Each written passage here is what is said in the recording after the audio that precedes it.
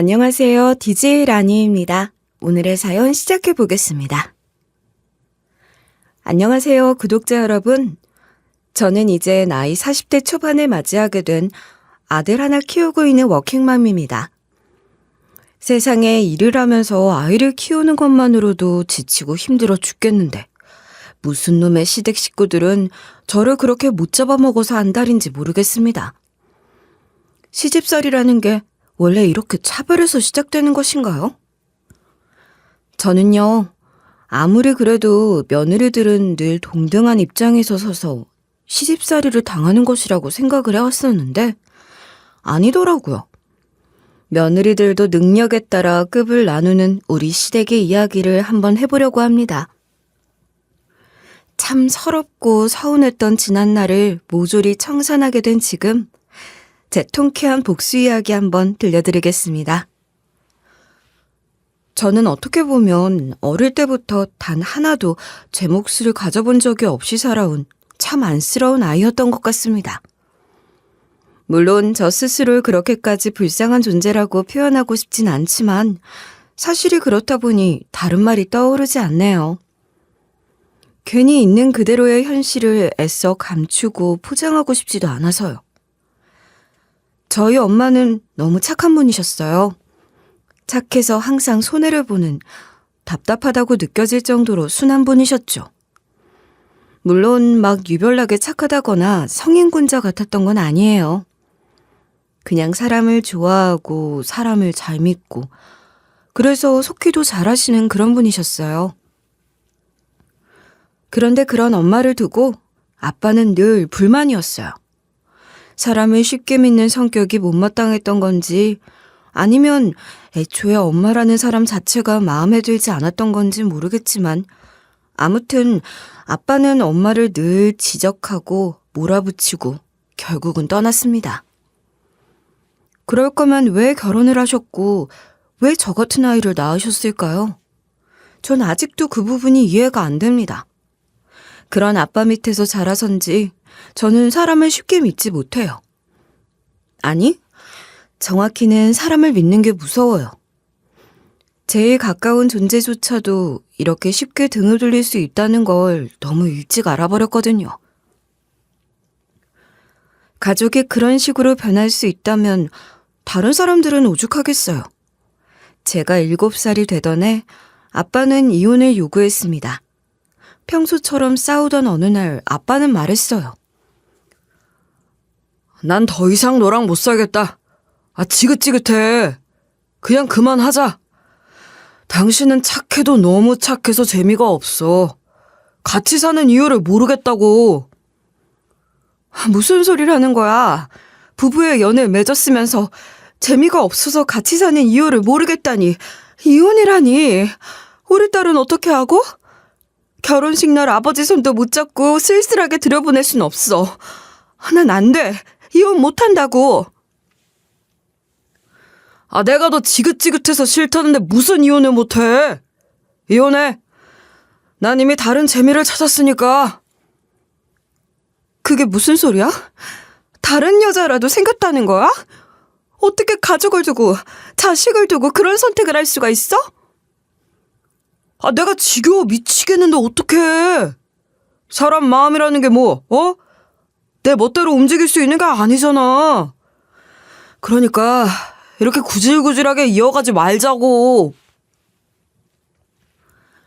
아빠는 이미 마음을 접은 뒤였고 알고 보니 다른 살림까지 차려놓은 상태였더라고요. 그것도 참 어이가 없었죠.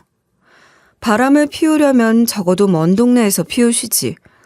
하필 같은 동네에 사는 미혼모와 바람이 나서는 동네 사람들 모두가 다 알게 되었어요. 동네에서 누가 누구랑 사귄다, 누구네 남편이 집을 나갔다. 그런 이야기들이 동네 마실에서 오가는 동네였는데 저희 집 얘긴 단골 소재였던 거죠. 죄는 아빠가 지은 건데 결국 그 동네를 떠나야 했던 건 저와 엄마였습니다. 동네 사람들이 우리를 쳐다보는 눈빛이며 조용히 나누는 뒷말들이 너무나도 버겁고 고통스러웠어요.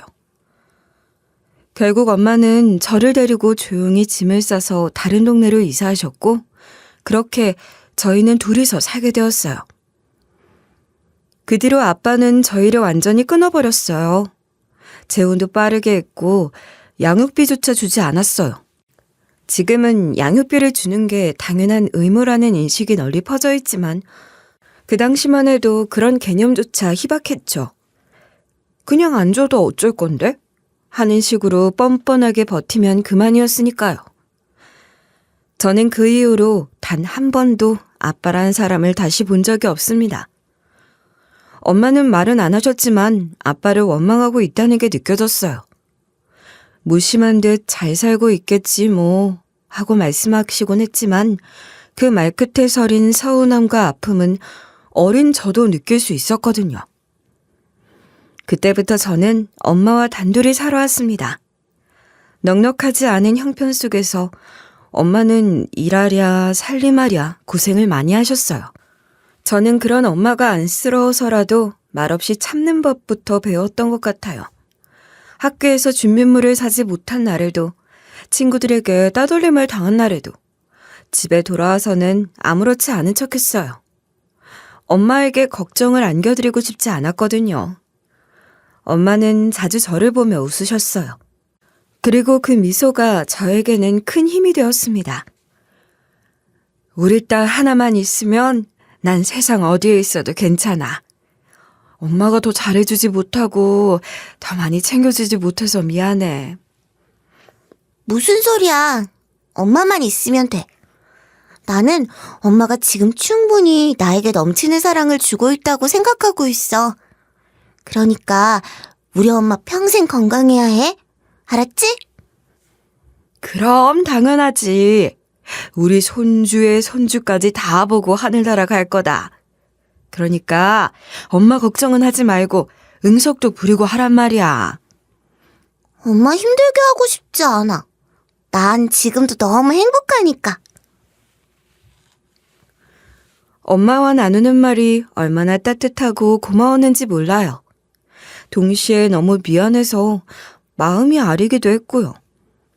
엄마가 저에게 그렇게 많은 사랑을 주시는데 저는 그 마음을 다 받아들이기조차 어려웠어요. 사랑이란 감정 자체를 믿기 힘들었거든요. 누군가가 날 오래 사랑할 수 있을까? 아빠처럼 언제 또 등을 돌릴지 모르는 거잖아. 그런 불안이 마음속에 늘 자리하고 있었어요. 한 번은 초등학교 때 친구가 물었어요. 저희 아빠는 무슨 일을 하냐고요. 그 말에 저는 순간 멈칫했어요. 어떻게 대답해야 할지 몰랐죠. 결국 저는 어색하게 웃으며 멀리서 일을 하셔서 자주 못 본다고 했었죠. 그게 저한테는 조금 상처이기도 했었어요. 그래서 저는 사람을 쉽게 믿지 않아요. 그리고 지금도 누군가가 제 삶에 들어올 때 한 걸음 떨어져서 지켜보게 돼요. 겉으론 아무렇지 않은 척하지만 사실 제 안엔 아직 아물지 않은 상처들이 조금은 있었죠. 엄마는 식당일, 청소, 공장일까지 닥치는 대로 일하며 저를 혼자서 키우셨습니다. 어린 마음에도 늘 안쓰럽고 마음이 아팠습니다. 엄마의 손가락은 항상 퉁퉁 부어 있었고 몸 여기저기엔 파스가 붙어있는 날이 많았습니다. 체질적으로 강인한 분도 아니셨고 제대로 쉬는 날도 없이 매일 고된 노동 속에서 버텨내야 했으니까요. 게다가 저희는 기대거나 의지할 수 있는 가족이 전혀 없었습니다. 엄마는 고아원에서 자라셨습니다. 20살이 되자마자 공사판 근처 한바집에서 식사 일손을 돕다가 아빠를 만나셨다고 합니다. 엄마도 자주 말씀하셨어요. 네 아버지가 처음엔 참 순하고 착해 보였었는데 사람은 겪어봐야 아는 거더라. 이런 식으로 뒤통수 칠 줄은 꿈에도 몰랐지. 그 못돼먹은 인간 이야긴 입에 담지도 말자. 나에게 가족은 엄마밖에 없으니까. 그래도 네 아버지잖아. 어떻게 입에 담지도 않고 살 수 있겠어. 낳기만 하면 그만이야? 양육비도 안 주면서 엄마도 엄청 고생했다며. 시집 온 뒤로. 그러니까 말하기 싫어. 사실 아빠라고 해서 그다지 잘난 사람이었던 건 아니었습니다. 22살에 시집을 오신 엄마는 당시 제 친할머니에게 말로 다 할 수 없을 만큼 심한 구박을 받으셨다고 했습니다. 가진 것도 능력도 없고 그렇다고 아주 눈에 띄게 예쁜 며느리도 아니라며 자주 비교당하고 무시당하고 구박을 당하셨다고요. 그게 얼마나 서러우셨겠어요. 어린 나이에 구박을 견뎌내면서 서투른 집안 살림에 육아까지 해야 했으니 정말 도망가고 싶었을 거라 생각합니다.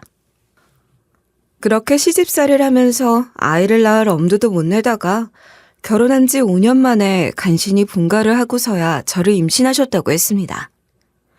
그러니까 생각해보면 엄마의 삶은 애초에 너무도 험난한 시작이었던 거죠. 그런데 결국 아빠는 바람이 나셨고 저와 엄마를 두고 떠나셨습니다. 이후론 저에게조차 한 통의 연락도 없었습니다.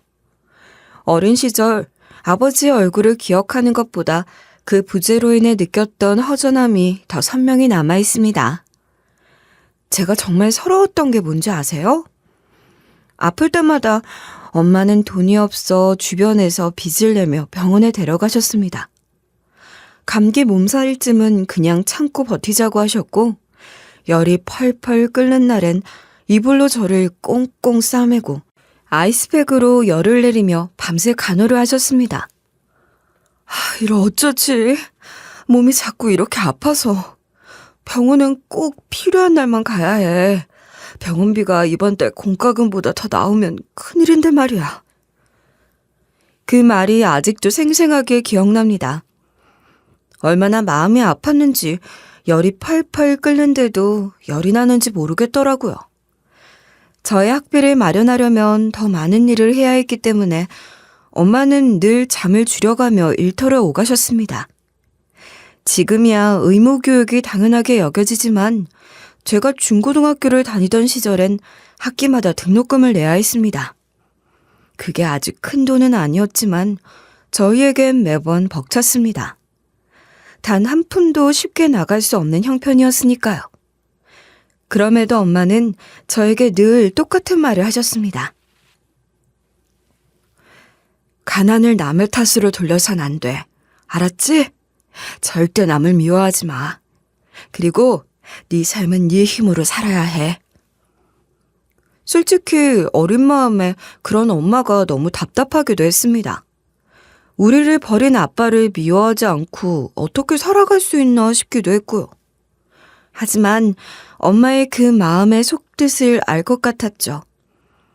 남을 미워하는 데 시간을 쏟으면 제 인생도 망가지는 법이니까요. 가난이라는 이름 아래 저는 늘 남들의 눈치를 보며 살아야 했습니다.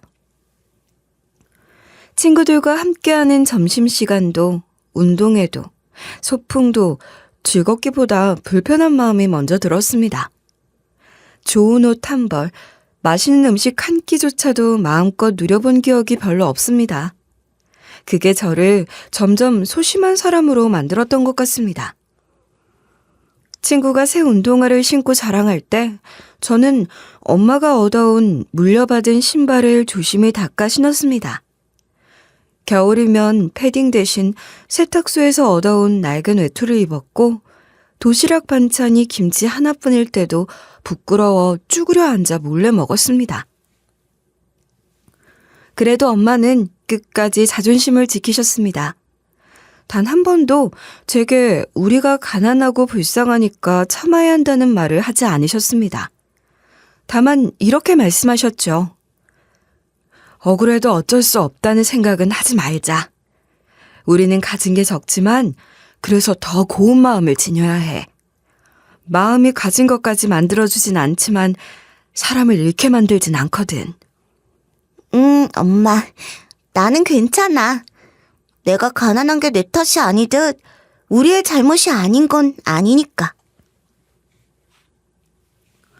그 말이 저를 지탱해준 유일한 힘이었습니다. 지금 돌아보면 엄마와의 삶은 정말 고단했습니다. 하루하루를 버텨야 했고 그 하루가 쌓여도 삶이 나아지지 않았습니다.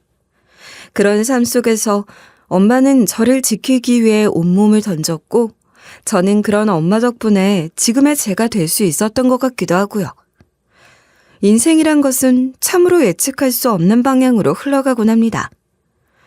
제가 원하는 대로만 흘러간다면 얼마나 좋을까요? 하지만 현실은 그렇지 않았습니다. 우리 엄마가 시름시름 앓기 시작하신 것은 제가 23살쯤 되었을 때였습니다. 전문대를 졸업하고 빠르게 취직을 해야겠다는 생각에 저는 작은 회사의 사무직으로 일을 시작했습니다. 월급은 최저시급 수준이었지만 그래도 제가 벌어오는 돈으로 생활비를 보태니 엄마와 둘이 사는데 큰 어려움은 없었습니다. 26살이 되었을 때 저는 어느 정도 돈을 모았고 엄마와 함께 살 집을 마련하는 것이 목표였습니다. 하지만 그 목표는 이루어지지 않았습니다. 미련하게도 꾹꾹 참은 우리 엄마가 병원에 가는 돈을 아끼시다가 병을 키우고 말았기 때문입니다. 엄마, 요즘 따라 왜 이렇게 얼굴이 퉁퉁 붓는 것 같지? 병원에 한번 가봐야 하는 거 아니야? 병원비 아깝다. 그냥 좀 쉬면 나아질 거야. 엄마가 원래 예전부터 혈액순환이 잘 안 돼서 잘 부었어. 그래도 조금이라도 이상한 것 같으면 병원에 가봐야 한다. 알았지? 엄마 체력 무쇠 같은 거 알면서도 그런 말을 해? 걱정하지 말고 네 몸이나 잘 챙겨. 이 조그맣게 사회생활 한다고 힘쓰네. 엄마는 그렇게 말을 하시면서 슬며시 웃으셨죠. 하지만 결국 단칸방에서 피를 토하며 쓰러지셨고 그렇게 하늘나라로 떠나셨습니다. 그때의 충격은 이로 말할 수 없었습니다. 장례식이라는 것을 한 번도 경험해 본 적이 없었기에 엄마의 장례를 혼자 치러야 한다는 사실에 막막함이 밀려왔습니다. 해야 할 일은 한두 가지가 아니었습니다. 가장 죄송했던 것은 저도 부를 만한 지인이 없고 엄마 역시 그러셨기 때문에 장례식장에 들어온 부조금이 정말 적었다는 것입니다. 엄마의 장례식을 제대로 챙기지 못했다는 죄책감이 컸습니다. 사람이 죽었는데도 돈이 먼저 생각나더라고요. 매일매일이 슬펐습니다. 가장 든든한 지지자이자 친구였던 엄마를 잃고 난 뒤 하루하루가 버거웠습니다. 엄마를 따라가고 싶다는 생각이 절로 들었지만 그럴 용기조차 없는 사람이었습니다. 생활비를 벌기 위해 쉬지 않고 일했고 집 한 채 없이 전전하며 힘겹게 살았습니다. 엄마의 삶을 그대로 따라가는 기구한 운명 같았습니다. 과거를 탓하고 우울해하면 뭐하냐는 생각에 누구보다 열심히 살기 위해 노력했습니다. 하지만 사람이 환경 탓을 하게 되는 것은 어쩔 수 없더군요. 저는 늘 엄마의 젊었을 때 찍은 유일한 사진을 가슴에 품었습니다. 중학교 때 스티커 사진이 유행이었는데 그 스티커 한 장에 2,000원씩 했습니다. 그 돈이 정말 아까운 시절이었지만 엄마와 함께 딱 한 번 찍었던 것이 있었습니다. 그 스티커 사진은 다 빛이 발해서 누렇게 떴지만 엄마와 찍은 유일한 사진이기에 늘 지갑 안에 품고 다녔습니다. 힘들 때마다 보면서 힘을 찾으려고 노력했죠. 그렇게 제 나이가 30이 되었을 때 원룸 전세를 얻어 조금은 편안하게 제 공간을 마련해 놓고 살았습니다. 그리고 32살에 남편을 만나게 되었고 33세에 시집을 가게 되었습니다. 제 남편은 그냥 평범한 대한민국의 남자였습니다. 어디선가 들려오는 사연들처럼 엄청난 빌런도 아니었고 그렇다고 제 편을 철저하게 들어주는 최수종 씨 같은 남편도 아니었습니다. 사람이 딱 중간만 하는 그런 느낌이었달까요? 그냥 우리 주변에 흔히 볼 수 있는 누군가의 남편이자 누군가의 아빠 같은 느낌이 강한 사람이었습니다. 저도 그런 남편의 평범함에 끌렸었어요. 뭔가 사연이 많은 사람일수록 생각회로가 꼬여있다는 편견이 있었기 때문도 있었고요. 또 우리 아빠 같은 사람은 죽어도 만나지 말자고 생각했던 것이 뿌리 깊이 박혀 있어서 중간만큼만 하는 남자와 결혼하고 싶다는 생각을 해왔었기 때문에 남편이 딱 적격이라고 생각했죠. 우리 남편은 회사에 묵묵히 출근하고 월급을 받으면 생활비를 저에게 주는 그런 평범한 사람이었습니다. 그리고 무엇보다 덤덤하게 제 곁을 지켜주는 그런 사람이기도 했었어요. 그런데 연애할 때의 모습과 결혼을 하고 나서의 모습은 어쩔 수 없이 달라지게 되더라고요. 결혼을 하고 나서는 은근슬쩍 효자가 되어서 시어머니께 자주 안부 전화를 드리곤 했습니다. 물론 그 안부 전화를 하는 것 자체는 결코 나쁜 것이 아니었죠. 자식으로서 당연히 해야 하는 행동이기도 했지만 문제는 그 안부 전화를 저에게도 강요를 한다는 것이었습니다. 저도 시어머니와 잘 지내고 싶은 마음에 그런 노력을 안 한 것이 아니었는데 자꾸만 부족하다고 더 하라고 남편이 쪼아대니까 은근히 반항심이라는 게 생기기도 하더라고요. 그래도 시어머니와는 통화는 싫지 않았습니다. 당신은 부모님이 안 계시잖아. 우리 부모님이라도 잘 챙겨드리면 좋겠어. 혹시 이게 기분이 나쁜 건 아니지? 남편은 가끔 이런 식으로 말할 때가 있었는데 그 말이 얄밉게 들리기보다는 뭔가 저도 잘해야겠다는 생각이 들게 만들었습니다. 맞는 말이기도 했었으니까요. 시어머니와 통화를 길게 하진 않아도 제가 전화를 드릴 때마다 싫은 티는 내지 않으셔서 더 자주 해야겠다는 생각이 들 때도 있었습니다. 그런 남편이었기에 오히려 신뢰가 갔습니다. 저를 위해 달콤한 말만 늘어놓지도 않았고 그렇다고 시댁만 편드는 사람도 아니었으니까요. 늘 무던하고 조용히 제 옆에 있어주는 사람이었습니다. 사실 드라마나 소설에서처럼 멋지게 행동하는 남편은 아니었지만 저는 그런 평범함 속에서 오히려 안정을 느꼈던 것 같아요. 시어머니 역시 처음에는 나쁘지 않았습니다. 저를 막 무섭게 대하거나 딱히 예쁨을 주지는 않으셨지만 며느리에게 해야 할 기본적인 예의는 지켜주시는 분이셨어요. 물론 가끔은 저를 구박 아닌 구박을 하시기도 했습니다. 너는 조금이라도 더 부지런하게 살아야 한다는 생각을 꼭 해야 돼. 저 지금도 되게 부지런하게 살고 있지 않아요? 회사 일도 열심히 하고 집안일도 열심히 하고 그 와중에 어머님께 꼬박꼬박 연락도 드리잖아요. 그런 노력도 중요하지만 가진 게 없으면 더 부지런하게 살아야 하는 게 인생이라는 거야.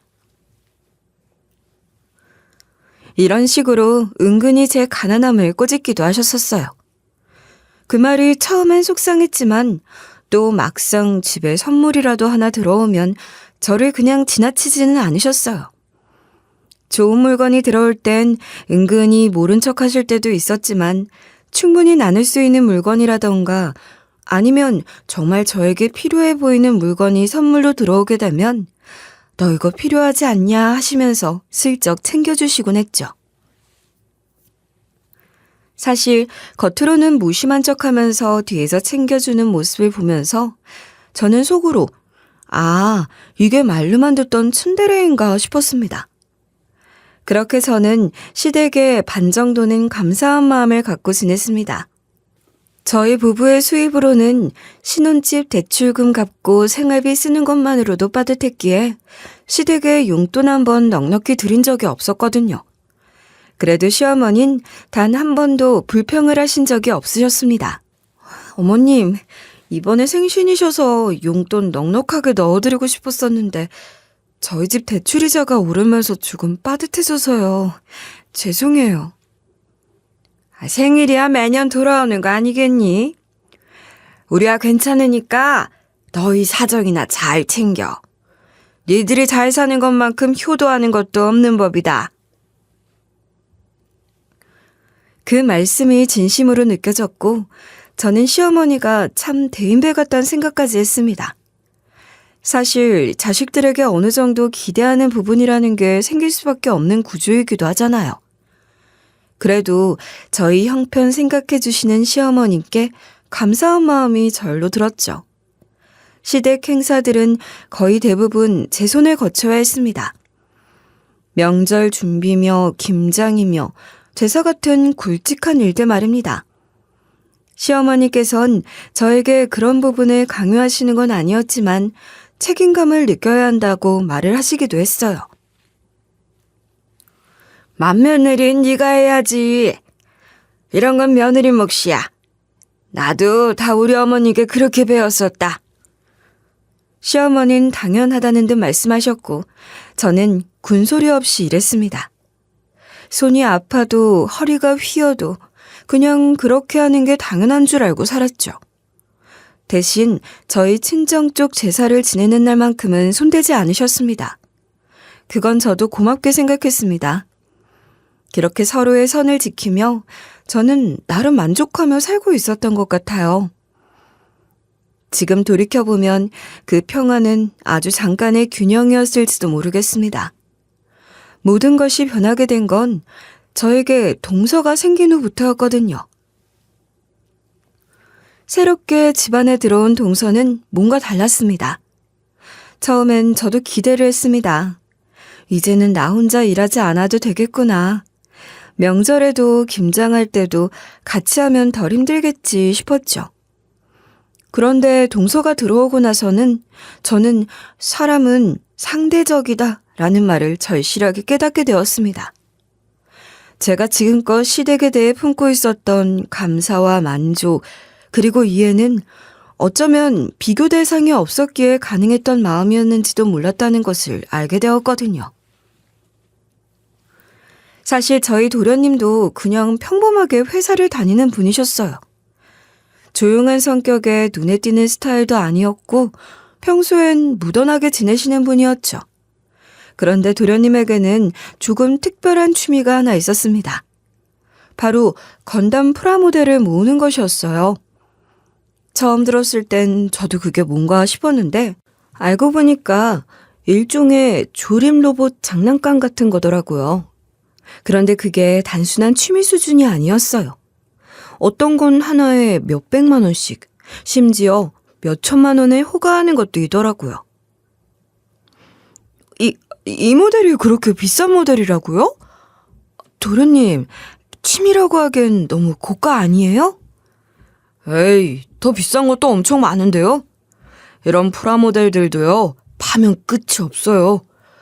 저도 예전에 싸게 샀던 거 하나가 지금은 엄청난 한정판 취급받으면서 가격 몇 배로 뛰어오른 것도 있어요. 도련님은 그 한정판 모델을 꽤 자랑스럽게 생각하셨던 것 같아요. 집에 오는 손님들에게 슬쩍 보여주면서 이거 지금은 구하려고 해도 구할 수 없는 거예요 하며 흐뭇하게 웃으시던 모습이 기억에 남아요. 그렇게 건담 하나로 자부심을 느끼시던 도련님이 동서를 만나게 된 것도 사실 그 프라모델 덕분이었답니다. 동서 역시 그쪽에 엄청난 관심을 가진 사람이었다고 해요. 두 분이 처음 만난 것도 동호회였다고 하더라고요. 비슷한 취향을 공유하다 보니 금방 가까워졌고 자연스럽게 사랑으로 이어졌대요. 사실 도련님은 그다지 연애나 결혼에 관심이 없어 보이셨는데 동서를 만나면서 완전히 달라지셨어요. 저희도 깜짝 놀랐을 정도였죠. 동선의 친정은 원래 미국에서 오래 살다가 결혼하기 7년쯤 전에 한국으로 돌아오셨다고 들었습니다.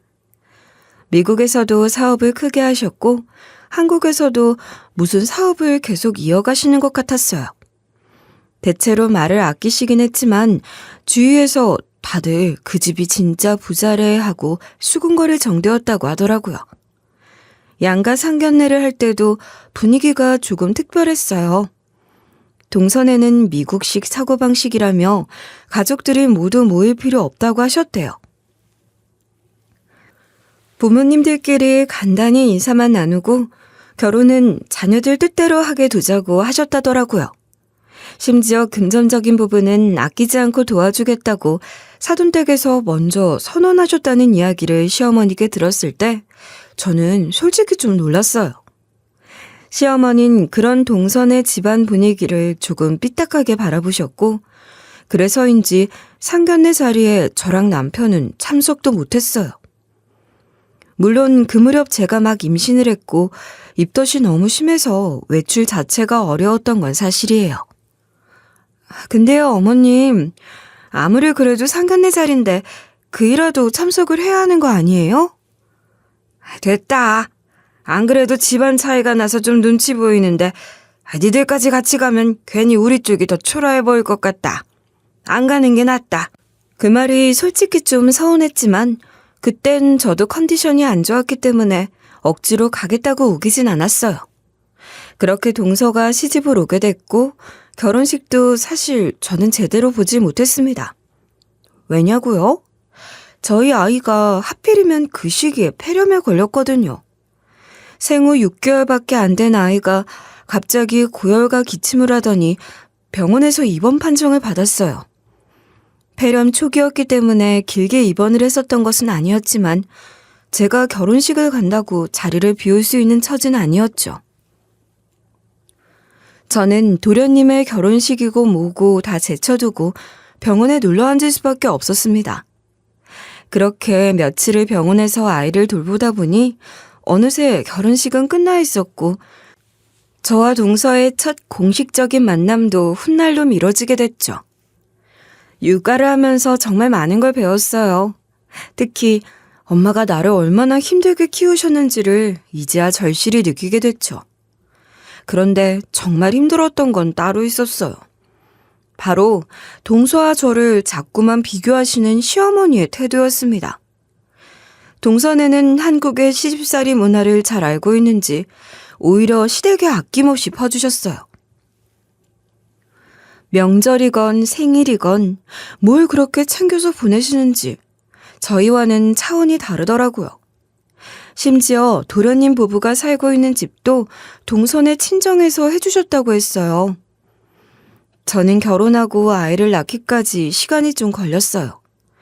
남편과의 생활이 안정되기를 기다렸던 것도 있고 제가 아이를 낳으면 일을 쉬어야 하니 그런 부분도 고려해야 했거든요. 그런데 동선 그런 걸 전혀 신경 쓰지 않더라고요. 친정이 워낙 든든하다 보니 별로 고려할 게 없었던 것 같아요. 문제는 그런 경제적인 차이보다도 동서의 태도였습니다. 처음엔 조용하고 예의 바른 줄 알았는데 점점 저를 무시하는 듯한 기색이 보이기 시작했어요. 제가 37살에 동서가 시집을 왔는데 동서는 저보다 무려 4살이나 어렸습니다. 그런데도 저를 형님으로 대하지 않았어요.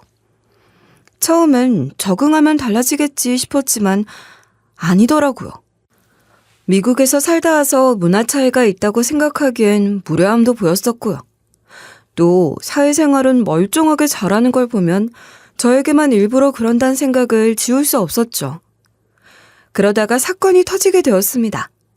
동서가 결혼한 뒤 처음 맞는 김장날이었어요. 그날따라 유난히 손이 많이 갈 것 같아서 마음을 다잡고 있었는데 아침부터 동서가 오지 않는 겁니다. 저는 시어머니께 조심스럽게 여쭤봤어요. 어머님, 동서는 언제쯤 온대요? 지금부터 부지런하게 해야 시간 맞출 수 있을 것 같은데요. 수육도 지금 삶아둘까요? 그랬더니 시어머니가 어이없게 웃으시면서 이렇게 말씀하시더라고요. 아, 둘째 말이냐? 글쎄 둘째는 김치를 어릴 때부터 안 먹었다네. 김치 냄새가 너무 싫다고 김장 같은 건 안 하겠대. 안 그래도 바쁜데 뭐 그런 거 시키냐고 하더라. 그래서 김장날인데 안 온다고요? 그런데 서방님은 김치 좋아하시잖아요. 가져가려면 와서 일손도 도와야죠. 뭘 귀찮게 먹지도 않는 애 보고 와서 일을 하라고 그러냐? 내 아들 몫으로 조금만 주면 되지 뭐. 늘 주던 만큼은 주면 되는 건데. 우리 둘이 부지런하게 하면 됐지. 그리고 둘째가 고생한다면서 돈 보내주더라. 그거면 충분하지 뭐. 그 순간 가슴 한 켠이 턱 막히는 느낌이 들었습니다. 시어머니는 동서가 김장에 참여하지 않는 것에 대해 전혀 나무라지 않으시고 오히려 감싸주셨어요. 저한텐 무조건 며느리가 해야 하는 일이라고 빠지면 안 된다고 신혼 초부터 신신당부를 하셨으면서 동서에게는 관대하게 나오는 시어머니의 말씀이 영 달갑지 않더라고요. 제가 동서와 비교를 당하면서 자격지심이 생겼을 수도 있지만 같은 며느리의 입장인데 누군 되고 누군 안 되고 나누는 게 이상하잖아요. 거기다가 저에게 슬며시 김장이 끝이 나면 동서네 집에 직접 김치를 가져다 주라고 말을 하시더라고요. 어차피 집에 가는 길에 가져다 주면 그만 아니겠냐고요. 제가 거기서 싫다고 뻗대봐야 제 이미지만 망치는 길 아니겠어요? 어쩔 수 없이 하루 종일 김장을 했죠. 늘 하던 일이었으니까. 저 스스로를 세뇌시키면서 말이에요. 저는 묵묵히 김치를 담고 조심스레 김치통을 챙겨 동서네 집으로 가져갔습니다. 그런데 동서는 김치통을 받자마자 인상을 팍 쓰더니 이러는 겁니다. 이게 김장김치예요? 아, 난 김치 진짜 싫은데. 아, 이거 너무 피난민 음식 같지 않아요? 그이가 좋아하니까 어쩔 수 없이 받긴 하겠는데. 하면서 코를 막는 행동까지 했습니다. 저는 민망하고 불쾌한 감정을 애써 누르며 그저 웃어 넘겼지만 속으론 참 서러웠어요. 그런 일은 비단 김장날뿐만이 아니었습니다. 명절이든 시부모님 생신이든 준비부터 뒷정리까지 온통 제 몫이었어요. 동서는 오늘 네일 아트 예약했어요 라며 유유히 빠졌고 그 자리는 늘 제가 채워야 했죠. 그런데 희한하게도 칭찬은 늘 동서 몫이었습니다. 시어머니는 부자 며느리가 얼마나 효녀인지 몰라 하시며 늘 동서를 추켜 세우셨어요. 그렇게 5년을 참고 버텼습니다. 속은 점점 병들어갔지만 겉으론 아무렇지 않은 척 견뎌냈어요. 돈이 없는 게 죄인가. 그런 자괴감이 들 때마다 저는 이를 악물고 더 열심히 해야겠다고 마음먹었습니다.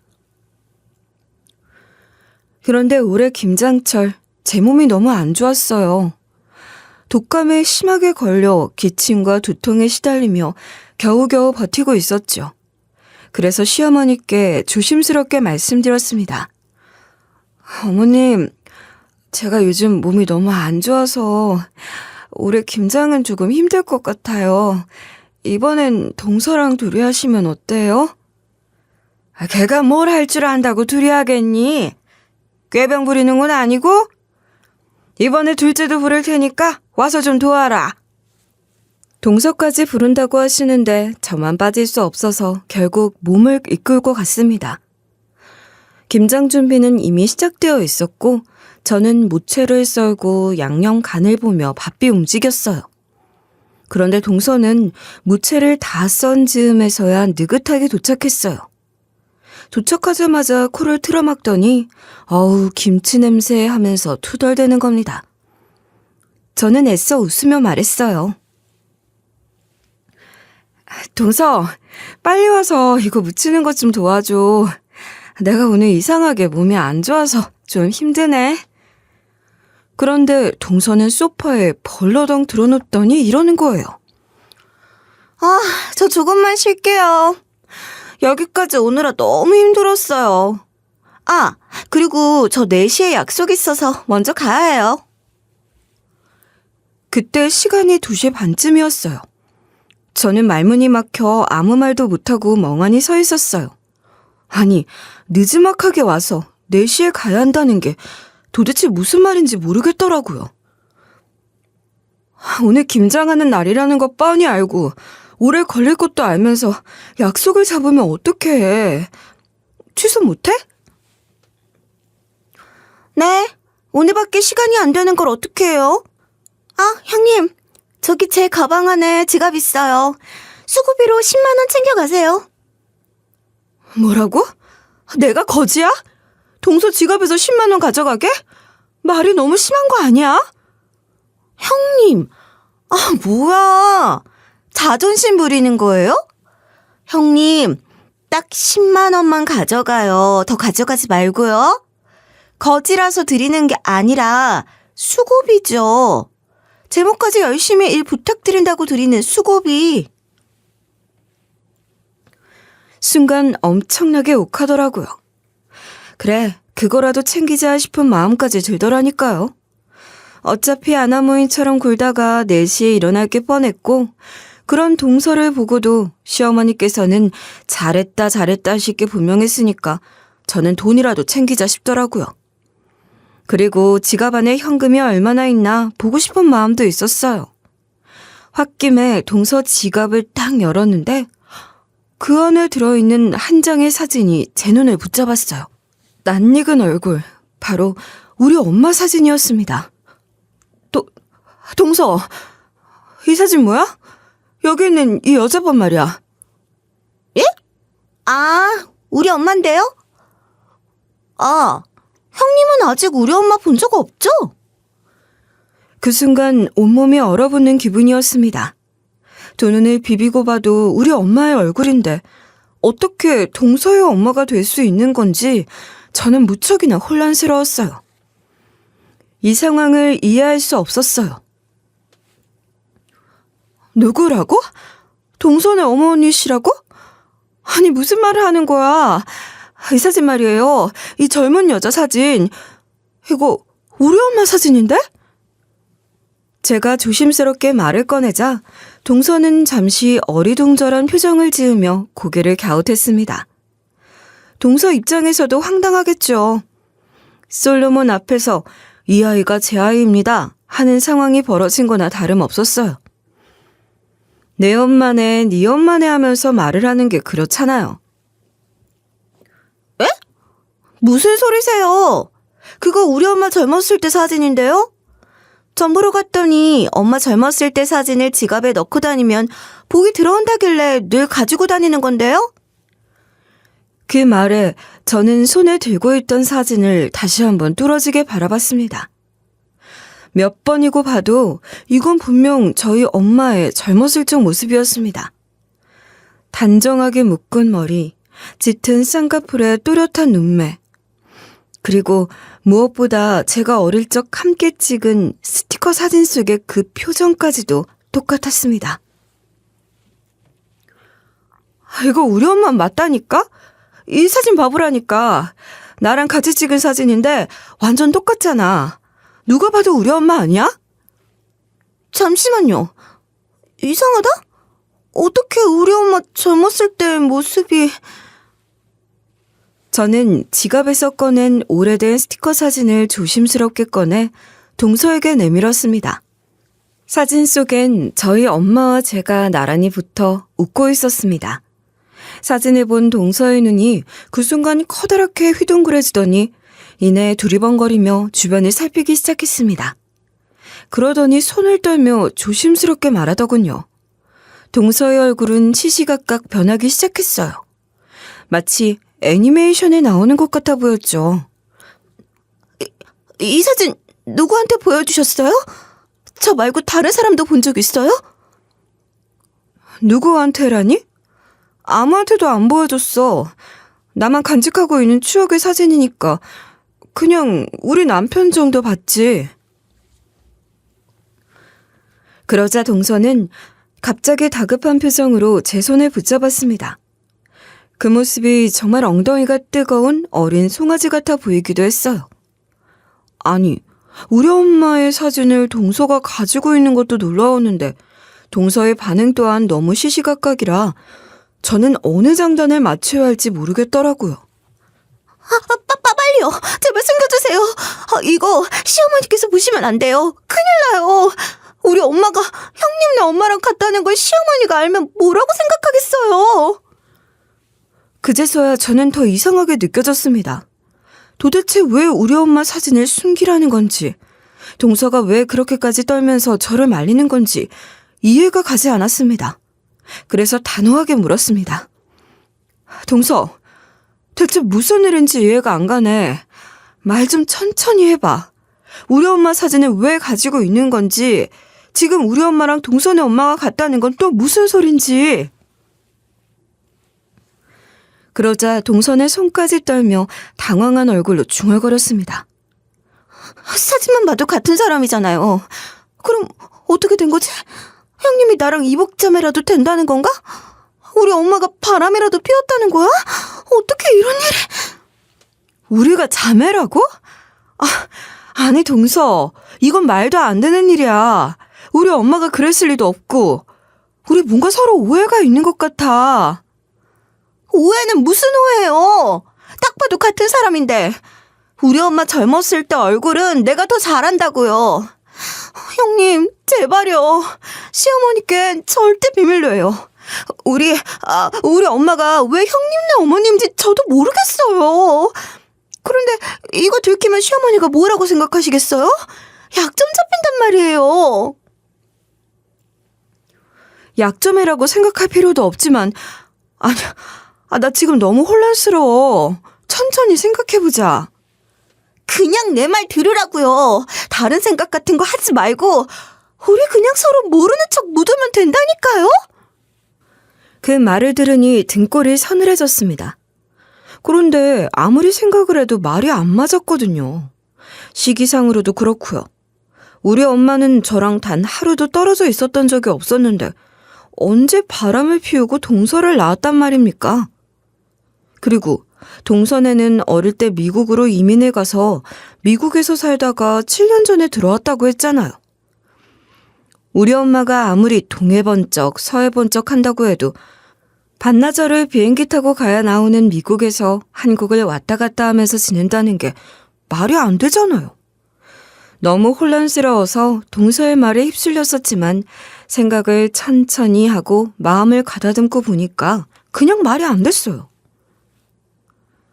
동서, 그게 말이 돼요? 우리 엄마는 제가 26살에 돌아가셨어요. 그런데 동선의 어머님은 지금도 살아계시잖아요. 도대체 어떻게 된 거예요? 제 말을 들은 동선은 멍한 표정으로 한참을 바라보다가 마치 정신이 나간 사람처럼 혼잣말을 하기 시작했습니다. 맞아. 형님, 어머님은 돌아가셨죠? 아니, 그럼 뭐지? 우리 엄마가 나를 언제 낳았더라? 이게 말이 안 되는데? 아니, 정말 이 사진 형님네 어머니가 맞으면 도플갱어인가? 그때였어요. 저희 둘이 그 자리에서 어찌할 바를 몰라 멍하니 서 있는데 주방 쪽에서 시어머니가 무슨 일이 있길래 이렇게 둘 다 혼란스러워하냐며 다가오셨습니다. 시어머니가 오시자 저희는 얼른 지갑을 덮으려고 했지만 이미 늦었어요. 시어머니는 뭔가 심상치 않다는 눈빛으로 뭐야, 둘이 왜 지갑 들고 왜 이래? 하시며 손을 내미셨습니다. 그 행동은 수상한 것을 숨기지 말고 내놓으라는 표현이었죠. 저와 동서는 서로 눈치만 보다가 결국 할 수 없이 지갑을 내밀었습니다. 시어머니는 먼저 제 사진을 보시더니 다시 동서의 지갑을 열고는 그 안에 있는 사진을 꺼내셨습니다. 그리고는 2장의 사진을 번갈아 보시면서 눈을 부릅뜨고는 손으로 눈을 비비기 시작하셨습니다. 아니, 이게 어떻게 된 거야? 이 얼굴은, 이건 같은 사람이잖아. 아니, 이게 어떻게 된 일이야? 둘이 뭐 어떻게... 순간 분위기가 얼어붙었습니다. 시어머니도 충격을 받으신 눈치였고 저희 셋은 아무 말도 하지 못한 채 그저 멍하니 서 있었습니다. 그러더니 시어머니께서 입을 떼셨습니다. 저도 모르겠어요. 동선의 어머님이란 분이 아무리 봐도 제 어머니와 같은 얼굴을 하고 있어서. 근데 어머님도 아시잖아요. 저희 엄마 돌아가신 거요. 이런 건 사돈한테 직접 물어봐야겠구나. 지금 여기로 와주실 수 있는지 여쭙기라도 해보자. 동서는 결국 친정집에 전화를 걸었고 그렇게 아무 예고도 없이 갑작스러운 자리가 마련되게 되었습니다. 도무지 말이 안 되는 이 상황을 정말 어떻게 받아들여야 할지 모르겠더라고요. 사진 이야기를 들은 동선의 친정어머니께서도 뭔가 짐작이 가는 게 있으신 건지 뭔지 한 걸음에 달려오겠다고 하셨어요. 평소 같았으면 도도하게 시간 약속이 정해지지 않아서 급하게 만나긴 어려울 거라고 하고도 남으실 뿐이었는데 말이죠. 그렇게 저는 마음이 심하게 조여오는 상태로 동서의 친정어머니를 기다리고 있었습니다. 한참을 떨리는 마음으로 기다리는데 마침내 동선의 어머니께서 시댁에 도착하셨어요. 그런데 그 모습이 심상치 않았습니다. 얼굴빛이 완전히 시퍼렇게 질려 있었고 눈은 커다랗게 떠져 있었죠. 그런데 동서 어머님께서 오시자마자 동서를 보는 것도 아니고 저에게 성큼성큼 다가오시더니 제 얼굴을 뚫어지게 바라보시는 거예요. 너무 당황스러웠습니다. 사돈, 왜 그러세요? 혹시 뭔가 알고 계시는 게 있으신 거예요?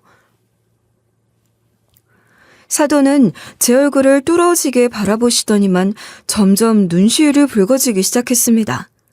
그러니 어쩔 줄 몰라 하시며 말을 잇지 못하시더라고요. 저는 분명히 우리 엄마와 사돈의 사이에 뭔가가 있다는 것이 강하게 느껴졌어요. 사진이 있다면서요. 사진을 저에게 좀 보여주세요. 나랑 똑 닮았다는 그 사진.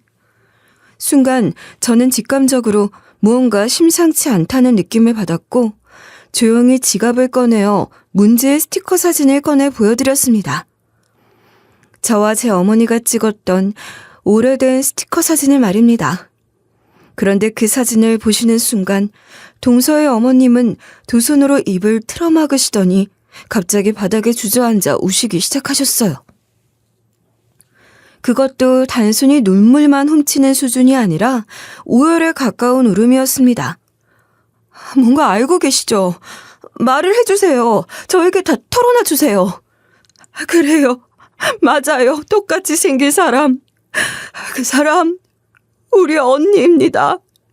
그 스티커 사진 속 그 사람이 바로 우리 언니라고요. 내 쌍둥이, 내 친언니. 저는 순간 모든 말이 멈춰버린 것처럼 얼어붙었습니다. 엄마에게는 단 한 번도 들은 적이 없었던 엄마의 가족이 나타난 것입니다. 얼굴이 이렇게 똑같이 생겼는데 우리 엄마가 지금까지 살아있더라면 지금 이 얼굴을 하고 있음이 틀림없음이 느껴지는데 그런데도 전 의문이 들었어요. 믿을 수가 없었죠.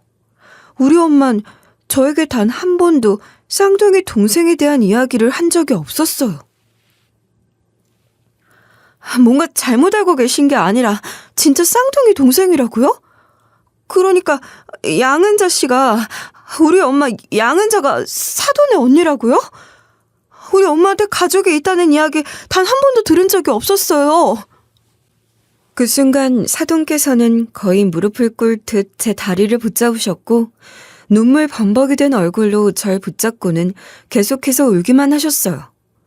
그 모습을 본 동서도 매우 당황한 눈치였습니다.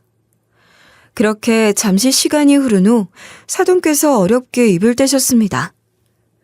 사실 저는 이름이 양금자로 되어 있지만 진짜 이름은 양은자예요.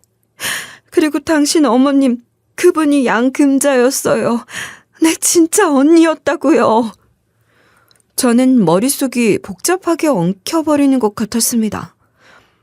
제 어머니 성함은 분명 양은자였고 지금 제 앞에서 무릎 꿇고 있는 분은 자신이 양은자지만 사실 제 어머니가 양금자라고 말하고 있는 거예요. 도저히 이해가 되지 않았습니다. 그러니까 양은자라고 알고 있던 우리 엄마가 양금자고 사돈이 양은자라고요? 아니 이게 어떻게 된 일인지 하나도 이해가 가질 않아요. 어려울 수 있어요. 사정을 모르니까요. 그러니까 우린 쌍둥이였어요. 우리 둘은 어릴 적에 사정이 너무 안 좋아서 고아원에 같이 들어갔어요. 그땐 정말 먹고 살기 힘들었던 시절이었고 아들이 태어나면서 부모님은 우리 둘을 더 이상 키울 수 없어서 고아원에 맡기셨어요. 말씀을 이어가시면서 사도는 연신 눈물을 닦아내셨습니다. 저 역시 믿기 어려운 현실 앞에서 아무 말도 할 수 없었습니다. 엄마가 고아원에서 자랐다는 이야긴 들어서 알고 있었으니까요. 하지만 쌍둥이 동생이랑 함께였을 줄은 몰랐습니다. 엄마에게서 동생의 이야긴 들은 적이 없었어요. 그랬을 수 있어요. 언니는 스스로 제 발목을 잡고 싶지 않아 했으니까요. 언니는 정말 착했어요. 말도 조용히 하고 사람을 포근하게 감싸는 성격이었죠. 고아원에서도 다들 언니를 좋아했어요. 반면 저는 말도 많고 할 말은 꼭 해야 직성이 풀리는 고양이 같은 성격이었죠. 그러다 보니 조금 외톨이가 되곤 했어요. 그럴 때마다 언니가 항상 제 곁을 지켜줬어요. 그렇게 말하며 사도는 과거의 기억을 더듬듯 천천히 말씀을 이어가셨습니다. 저는 엄마의 지난 과거를 남을 통해 들여다보게 될 줄은 꿈에도 몰랐습니다. 저 또한 눈물이 고이기 시작했어요. 그러던 어느 날 언니에게 입양 제안이 들어왔어요. 성격도 차분하고 주위 사람들과도 잘 어울리던 언니를 한 부잣집에서 데려가고 싶어 했죠. 언니는 한참 고민을 했어요. 아마 내가 걱정이 돼서 그랬을 겁니다. 그래서 언니는 저에게 양 금자인 척 하라고 했어요. 그러면 엄마가 양은자의 삶을 살게 된 것이 언니는 내가 부잣집에 입양되길 바랐었고 그래서 쌍둥이인 점을 교묘하게 이용해서 나를 입양 보냈어요. 난 덕분에 부잣집에서 좋은 것만 보고 먹고 교육을 받으며 자랐지. 미국에 갔을 때도 너무 행복해서 언니를 잠시 잊고 있었어. 그 말을 들으며 저는 깊은 숨을 들이켰습니다. 저에게 친척도 가족도 없다고 했던 어머니. 고요한 웃음 속에 그런 사연이 숨어 있었을 줄은 꿈에도 몰랐습니다.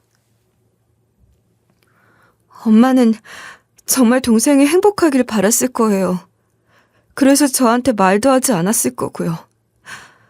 우리가 가난해서 짐덩어리가 될 수도 있을 거라 생각했을 테니까. 그런 언니를 까맣게 잊고 지낸 내가 너무 미워. 내가 그렇게 부잣집에 입양된 후 저는 언니가 어디서 어떻게 살고 있는지 전혀 알 수 없었어요. 당시엔 연락할 방법도 없었고 언니가 행복하게 살기를 바랐을 뿐이에요. 그런데 언니가 세상을 떠났다는 것도 이렇게 사진 속 얼굴을 보게 될 줄은 몰랐지. 사도는 한참 동안 말없이 고개를 떨구셨고 저는 그 모습을 바라보며 깊은 혼란 속에 잠기게 되었습니다.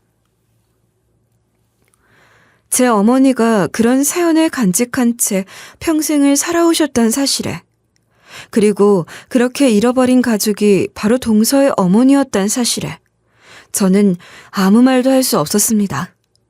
한참을 그렇게 멍하니 있다가 저는 조용히 말씀드렸습니다. 그럼 저와 동서는 피를 나눈 사촌이네요? 이렇게 우연히 만나게 될 줄은 꿈에도 몰랐는데 내 조카를 이렇게 찾게 되다니 이거야말로 운명이지 뭐야. 우리 언니까지 함께 볼 수 있었으면 정말 행복했을 텐데. 고생만 하다 떠나신 저희 어머니. 사실 어머니의 인생이 완전히 바뀔 수 있었던 순간이 있었다는 사실을 알게 되니까 뭔가 가슴이 울컥하더라고요. 아이러니하게도 그 기회를 놓치게 된 출발점은 동생을 향한 사랑이었습니다. 사돈 어르신, 이제는 이모라고 불러야겠죠. 그분의 입을 통해 어머니와 이모의 어릴 적 이야기를 들었을 때 저는 눈물이 멈추질 않았습니다. 금자 언니 덕분에 내가 이렇게 산 거야. 언니가 나에게 입양 자리를 양보해줬잖아. 나보고 가라고 하는데 자기는 겁이 난다고, 언니가 날 지켜주고 싶다고 해서 그렇게 된 거야. 이모는 그렇게 울먹이며 말씀하셨습니다. 저는 북받치는 감정을 주체하지 못하고 소리내어 울었습니다. 우리 엄마가 얼마나 힘들게 사셨는지 아세요? 제대로 된 신발 하나 없이 평생을 남 눈치 보며 사셨어요. 아픈 사람 돌보며 혼자 자식 키우느라 자신을 위해선 아무것도 못하셨고요. 엄마는 그 모든 걸 포기하고 사돈께, 아니 이모께 양보를 한 것이었어요. 내가 우리 언니한테 미안해서 어떻게 살아. 아이고 언니, 나를 만나지도 못하고 그렇게 일찍 가버렸어. 그러면 정말로 형님이랑 저랑 한 핏줄이란 뜻이네요? 사돈은 눈물을 훔치셨어요. 평소에 저에게 얼마나 아나무인으로 굴던 동서인지라 저도 잠시 말을 잇지 못했지만 이모가 단호하게 말씀하셨습니다. 그래, 앞으로는 형님을 깍듯이 모셔야지. 금자 언니의 딸이면 네 사촌 언니잖아. 그 말에 시어머니는 물론이고 동서도 벙찐 얼굴로 저를 바라보았습니다. 상황이 어떻게 이렇게까지 되었는지 그들로선 감당이 안 되는 모양이었죠. 그리고 정말 뜻밖의 일이 벌어졌습니다. 이모께서 갑자기 커다란 서류 봉투를 저에게 건네시며 말씀하셨습니다. 언니 덕분에 내가 지금 이렇게 잘 살 수 있었어. 사실 이건 언니 몫으로 만들어둔 통장이야. 이제 너한테 돌려줘야 할 것 같아. 내 딸에게 이야기를 듣고 부랴부랴 챙겨온 거라 빠진 게 조금 있을지도 모르는데 그건 차차 채워나가도록 하자. 서류를 열어보니 상당한 금액이 적혀있는 통장이 들어있었습니다. 듣자 하니 동선의 가족이 소유한 재산이 엄청났고 법적으로도 제가 직계혈족의 자녀로서 일정한 상속권을 주장할 수 있다고 하더군요. 처음엔 실감이 나지 않았습니다. 제가 그럴 자격이 있을까요? 어머니는 아무 말도 안 하셨어요. 제가 이걸 받아도 되는지 모르겠어요. 따지고 보면 우리 엄마의 몫도 아니잖아요. 왜 아니야? 모든 걸 나에게 양보해준 언니를 위해서 내가 차곡차곡 모아둔 건데 당연히 언니 딸인 네가 받아줘야 하는 거지. 결국 저는 그 돈을 받게 되었습니다. 갑자기 커다란 금액이 제 손에 들어오자 당황스럽기도 했지만 한편으론 후련했습니다. 그 돈으로 곧장 집 대출금을 갚았고 아이 교육에도 신경을 쓸 수 있는 여유가 생겼습니다. 남편 월급으로는 빠듯했던 생활이 단숨에 안정이 되었고 오랜만에 두 다리 쭉 뻗고 잘 수 있었습니다. 그 이후로 이모는 자주 저를 만나러 오셨고 어머니의 옛 이야기를 들으며 함께 웃고 울었습니다. 그러던 어느 날 이모가 무거운 얼굴로 저를 찾아오셨습니다. 내가 아무리 생각해도 괘씸해서 말이야. 네 이야기 듣고 나도 곰곰이 생각하다 말하는 건데 네 아버지 찾아야 하지 않겠니? 네? 저희 아버지요? 그 사람 찾아서 뭐하게요. 전 어릴 적부터 연락도 안 됐고 어디서 뭐 하는지도 몰랐는데요. 그랬던 아버진 믿기지 않게도 지금은 꽤 이름난 음식점의 사장이 되어 있었습니다. 정말 놀라운 일이었죠. 이모가 저희 아버지를 찾아냈다는 것조차 신기한 일이기도 했고요. 그런데 이모는 그냥 넘어가지 않으셨습니다.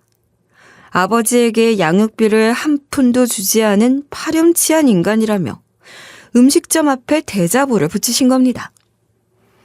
딸을 버리고 떠난 비열한 인간, 이제라도 책임지세요. 처음엔 당황했지만 사실이니까요. 이모는 저에게 밀린 양육비 받아내야 속이 시원하지 않겠냐고, 양육비를 받지 못하면 저 인간의 재산이라도 일부 받아내야 하는 거라고 하시면서 저에게 변호사까지 선임해 주셨고 그 덕에 아버지께 양육비는 기간이 지나 받지 못하게 되었더라지만 음식점 지분 일부에 대해서도 정당한 몫을 요구할 수 있게 되었습니다. 그렇게 저는 잃어버렸던 가족과 시간 그리고 정당한 권리까지 되찾게 되었습니다. 지금은 말 그대로 두 다리 뻗고 편히 잘 살고 있습니다.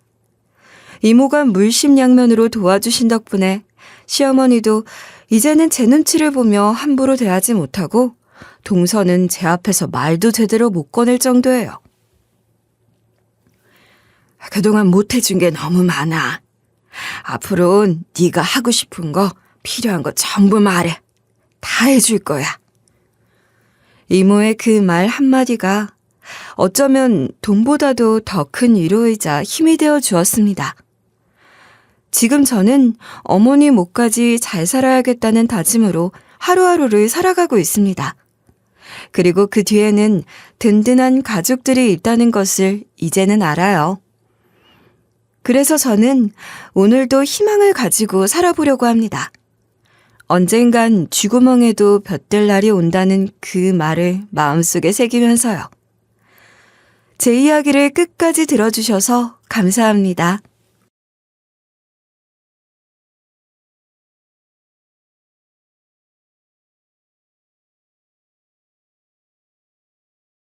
안녕하세요. DJ 헤라입니다.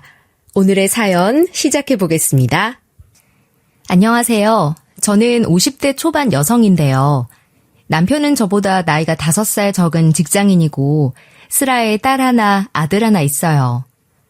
최근에는 시부모님과 함께 식당 일을 했지만 예전에는 친정엄마랑 식당 일을 했었는데요. 아빠가 버스 기사셨는데 사고를 당하셔서 먼저 세상을 뜨신 후론 엄마가 먹고 살 길이 막막하다고 하시더라고요. 그래서 제가 그때 나서서 엄마한테 이런 제안을 해봤어요. 내가 무심양면 도와드릴게. 같이 식당 일 해보자. 마침 회사가 안 맞아서 그만뒀잖아. 같이 하면 돈을 더 벌지 않겠어? 혼자서 지내는 엄마가 걱정돼서 식당 일을 잠시 도와드렸는데 생각보다 일이 잘 맞더라고요. 어느 회사를 다니든 사람들과 잘 어울려야 하고 늘 비위를 맞추면서 눈치를 봐야 해서 힘들었어요. 물론 식당에도 진상 손님이 있고 손님 비위를 맞춰야 하지만 우리 엄마랑 제가 둘 다 성격이 불같아서 손님이 선 넘으면 똑같이 윽박 지르고 내쫓고 그랬거든요. 그래서 회사에서 일하는 것보다 나아서 식당 일로 전향을 했어요. 제 적성을 찾은 뒤로 남편을 소개받아 만나게 됐고 정말 운수가 좋다고 생각하고 있었는데요. 그런데 제가 남편을 결혼을 전제로 만나고 있을 무렵에 엄마가 식당 일로 망가진 허리랑 손목 때문에 수술을 하시게 되셨어요. 그때 남편이 정말 큰아들처럼 우리 엄마를 챙겨줘서 결혼을 결심했었죠. 다행히 엄마 수술이 잘 끝났지만 무거운 걸 못 든다고 하네요. 식당 일은 안 하는 편이 낫다고 해서 식당을 접었는데요. 형제 자매들끼리 수술비를 보탰지만 턱없이 부족해서 식당도 처분하게 됐어요. 하지만 엄마가 건강을 회복하시고 우리 오빠들이나 동생들이 주는 용돈으로 생활하게 된 거예요. 시간이 흘러 남편과 결혼 이야기를 할 때쯤에 이런 이야기를 했었는데요. 난 아무래도 사업가 체질인가 봐. 이제 엄마 몸 상태도 안 좋고 식당도 처분하게 돼서 식당 일을 못하게 됐는데 또 식당 일을 하고 싶어. 회사 들어갈 생각하니까 스트레스 받더라고. 돈 모아서 식당을 차리든가 해야지. 제가 이렇게 말하니까 남편 표정이 확 밝아지더라고요. 마침 잘 됐다는 식으로 저한테 이런 제안을 해줘서 너무 고마웠어요. 우리 부모님도 식당을 하시니까 같이 일해보면 좋을 것 같아. 엄마랑 아빠도 당신이 장모님이랑 식당 일 해본 적 있다고 하니까 같이 했으면 쓰겠다고 하던데.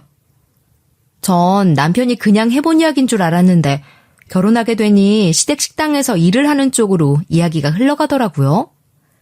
시부모님도 저한테 항상 예쁘게 말씀하시고 성격도 좋으셔서 나쁜 제안은 아니었어요.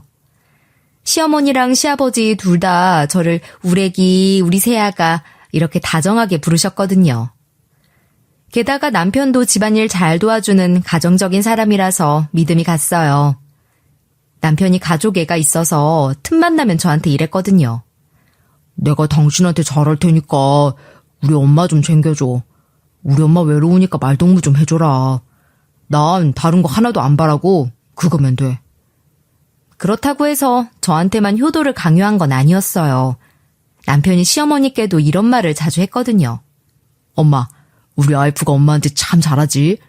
내가 잘할 테니까 엄마도 우리 아내 예쁘게 봐줘.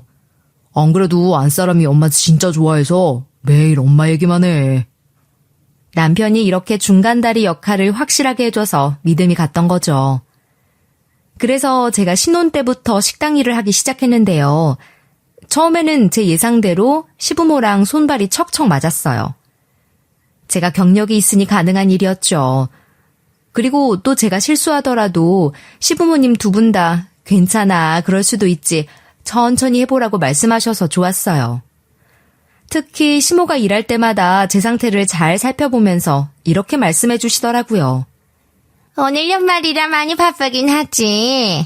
컨디션은 좀 어때? 많이 힘들면 저기 저 방으로 들어가서 잠시 쉬었다가 나와. 여기서 시부도 잠시 쉬었다가 오라고 귓속말을 해주시는데 얼마나 행복해요. 이렇게 시부모님만 좋은 게 아니라 남편까지 좋으니까 금상첨화였죠. 남편은 또 시부모님과 다르게 회사를 다니는 직장인이었거든요. 만날 퇴근하고 돌아와서는 이런 식으로 물어봐줘서 좋았어요. 우리 부모님이랑 식당이라는 거 어때? 괜찮아? 할만한 것 같아? 엄마랑 아빠가 뭐라 하진 않아? 싸우진 않았고? 남편이 계속해서 제 안중을 살펴봐주니까 시부모님과 식당 일을 하면서 아들 하나 낳고 딸 하나 낳아서 잘 먹고 잘 살고 있었는데요. 남편 덕분에 시댁 식구들과 정말 잘 지냈죠. 특히 시모가 저를 딸처럼 아껴주셔서 시모를 진심으로 따랐어요.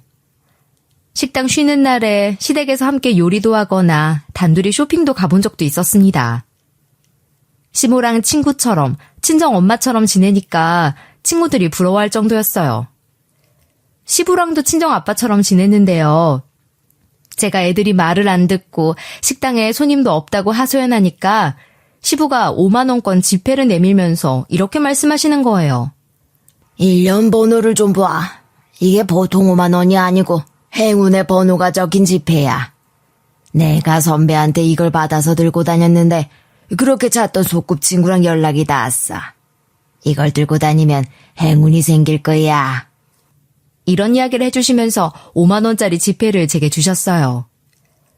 전 시부가 주신 5만 원을 쓰지 않고 늘 지갑이나 주머니 안에 넣어놓고 다니면서 소중히 여겼는데요. 세상에 이렇게 좋은 시부모가 어디 있을까요? 결혼을 너무 잘했다고 생각했죠. 이제 식당 일에 손이 익어서 거의 베테랑이 되어 있을 무렵이었어요. 아들은 유학을 가고 딸은 지방으로 취직을 해서 독립했는데요. 이대로 여유롭게 생활하면서 좋은 일만 있겠다 싶었거든요. 그런데 퇴근한 남편 입에서 청천벽력 같은 말들이 쏟아져 나오더라고요. 여보, 너무 갑작스러운 소식일지 몰라도 엄마랑 아빠 두 분 이혼을 하셨대. 나도 방금 듣고 너무 놀랐어. 당신한테 따로 온 전화는 없었지? 남편 말대로 너무 갑작스러운 소식이었어요. 그래서 제가 다급하게 시부모님 이혼 사유에 대해서 물어봤는데요. 도대체 뭐 때문에 이혼하셨는데? 평소처럼 식당에서 다 같이 일하고 그랬는데 별말 없으셨단 말이야. 싸움 분위기도 아니었는데 갑자기 무슨 일이지? 이렇게 물어봐도 남편이 말을 안 해주더라고요. 제가 계속 하루 종일 이유를 물어보니까 남편이 이런 식으로 반응해주긴 했어요. 그런 걸 왜 자꾸 물어봐. 그냥 몰라도 되는 일이야. 이유 안다고 우리 엄마랑 아빠가 다시 재혼하는 것도 아니잖아. 이런 식으로 대답을 회피하길래 의아했어요. 시부가 좀 무뚝뚝하신 분이어도 시모 말투가 워낙 애교 있고 표현을 잘하셔서 잘 지내시는 줄 알았거든요. 그래서 대신 제가 알고 있는 시댁에선 누가 사시고 식당은 누가 하는 거냐고 물어봤죠. 남편은 그건 이런 식으로 시원하게 대답해 주더라고요. 우리 집에선 엄마가 계속 계시고 아빠가 짐 싸서 나가기로 했어. 식당도 집이랑 마찬가지로 엄마 명의로 돼 있는 거라 엄마가 계속해서 운영하기로 했지. 그래서 저도 그 뒤로 시모랑 같이 식당 일을 평소대로 꾸려나갔는데요. 그러다 남편의 근무지가 지방으로 바뀌어서 주말 부부를 하게 됐어요. 남편이 출장 가듯이 간단하게 짐을 싸고 근무지 근처에 구해놓은 집에서 지내고 있었어요. 남편이 주말에만 서울로 올라오게 된 지 며칠 지나지 않아 시모가 식당에서 제게 유독 신경질적으로 대하시는 거예요. 갑자기 이런 식으로 이야기하시면서 독촉을 하셔서 깜짝 놀랐어요.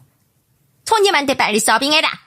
저기 손님은 주문 안 받고 뭐하냐. 아유, 답답해라. 왜 이렇게 손이 느리니? 저기 테이블부터 얼른 치워라. 원래는 안 그랬던 분인데 그러시니까 당황스러웠죠. 또 제가 가만히 있는 성격은 아니라서 시모에게 먼저 다가가 일이 물었는데요. 어머님, 무슨 일 있으셨어요? 오늘따라 예민해 보이셔서요. 예전에는 잘못 같은 거 지적해 주실 때 부드럽게 얘기해 주셨는데 많이 바뀌신 것 같아요. 혹시 저한테 오해라도 생기셔서 이러는 건가요?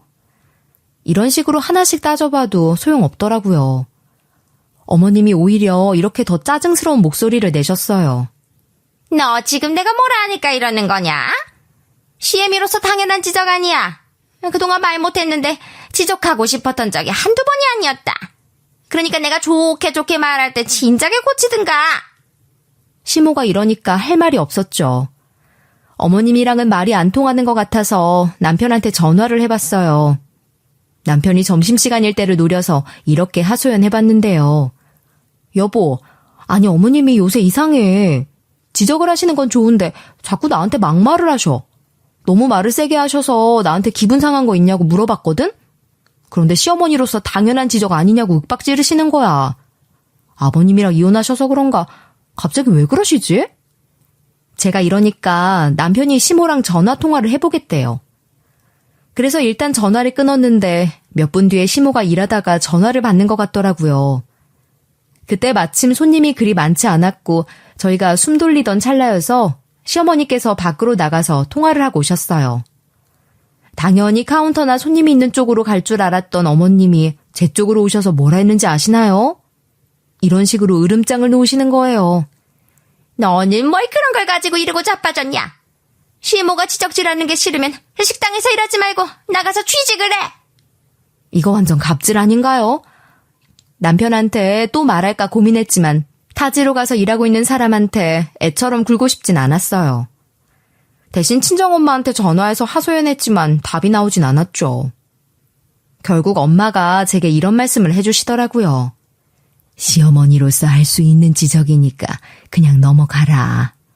뭐라 맞서는 것보다는 네가 열심히 일하는 모습을 보이면서 신뢰를 주다가 따로 밥 먹는 자리라도 만들어서 진지하게 이야기를 해봐. 그렇다고 해서 제가 식당 일을 열심히 안 한 건 아니지만 이 정도로 오랫동안 같이 일하다 보면 일하는 방식이 각자 다를 거 아니에요. 시모 눈에는 마음에 안 드는 구석이 있었을 거라는 생각이 들었죠.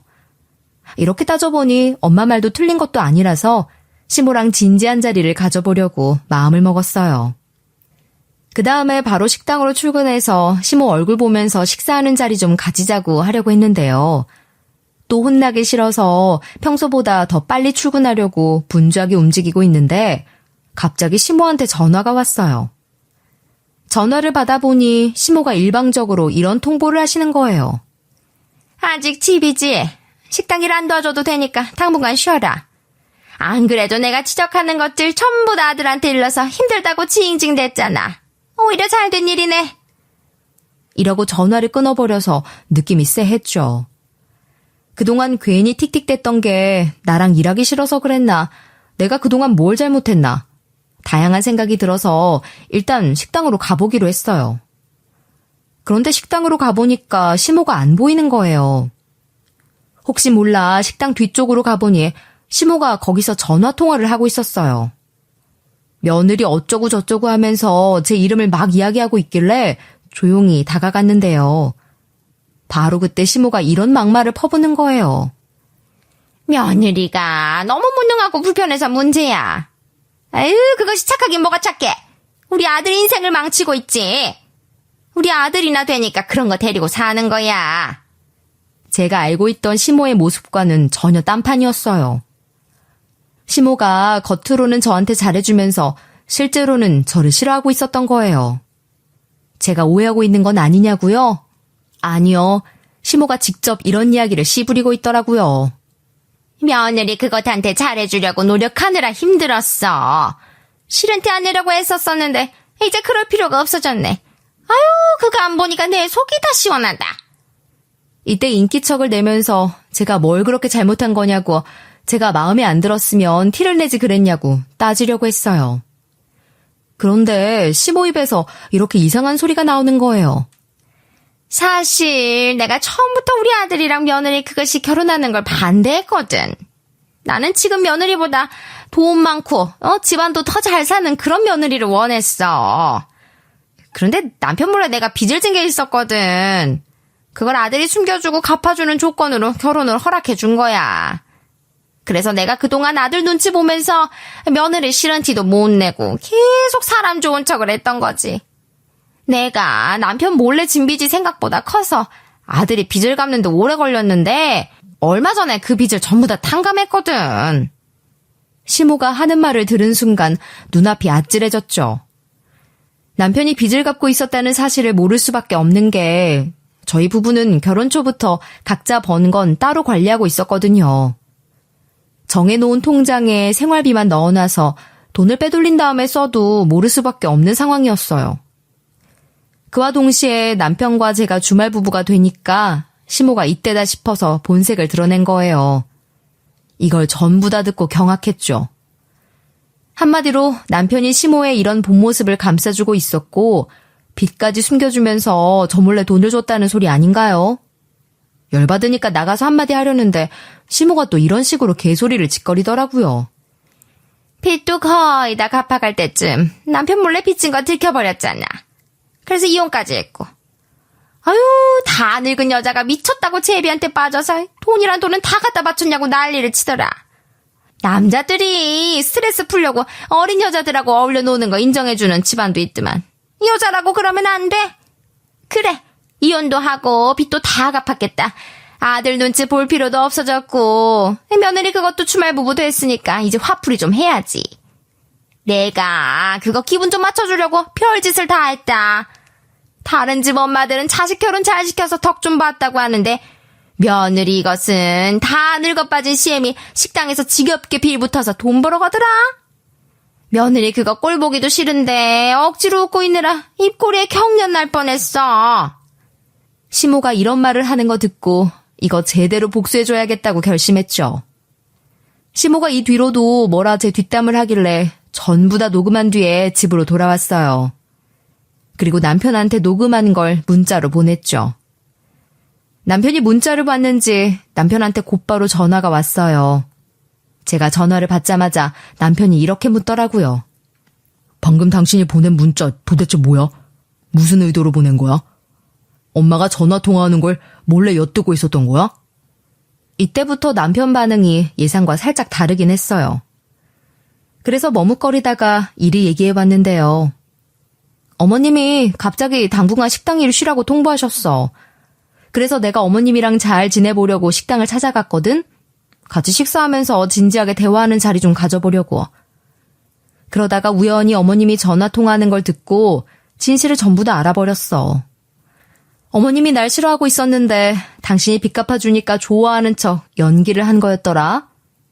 이 정도로 이야기했으면 남편도 지금 상황이 어떤 분위기인지 파악할 줄 알았어요. 전 남편이 다른 이유도 아니고 시모가 외간 남자 때문에 진 빚을 저랑 상의도 안 하고 갚아주고 있었고 시모가 절 싫어하고 있던 것도 숨기고 있어서 미안하다고 할 줄 알았는데요. 그런데 남편이 이런 식으로 말하는 거예요. 빚은 이미 다 갚았는데 뭐 어때? 내가 그동안 생활비 안 부족하게 잘해왔잖아. 도대체 뭐가 문제인데? 우리 엄마 빚 갚아준 게 그렇게 아까워? 남편이 이런 식으로 뻔뻔하게 나와버려서 얼척이 없었죠. 저도 물론 말싸움에서 전혀 지지 않고 헛웃음을 지으면서 이렇게 전곡을 찔러버렸어요. 뭐? 당신 왜 이렇게 당당해? 그럼 나도 가족들 빚 몰래 갚아주고 멋대로 써도 된다는 소리야?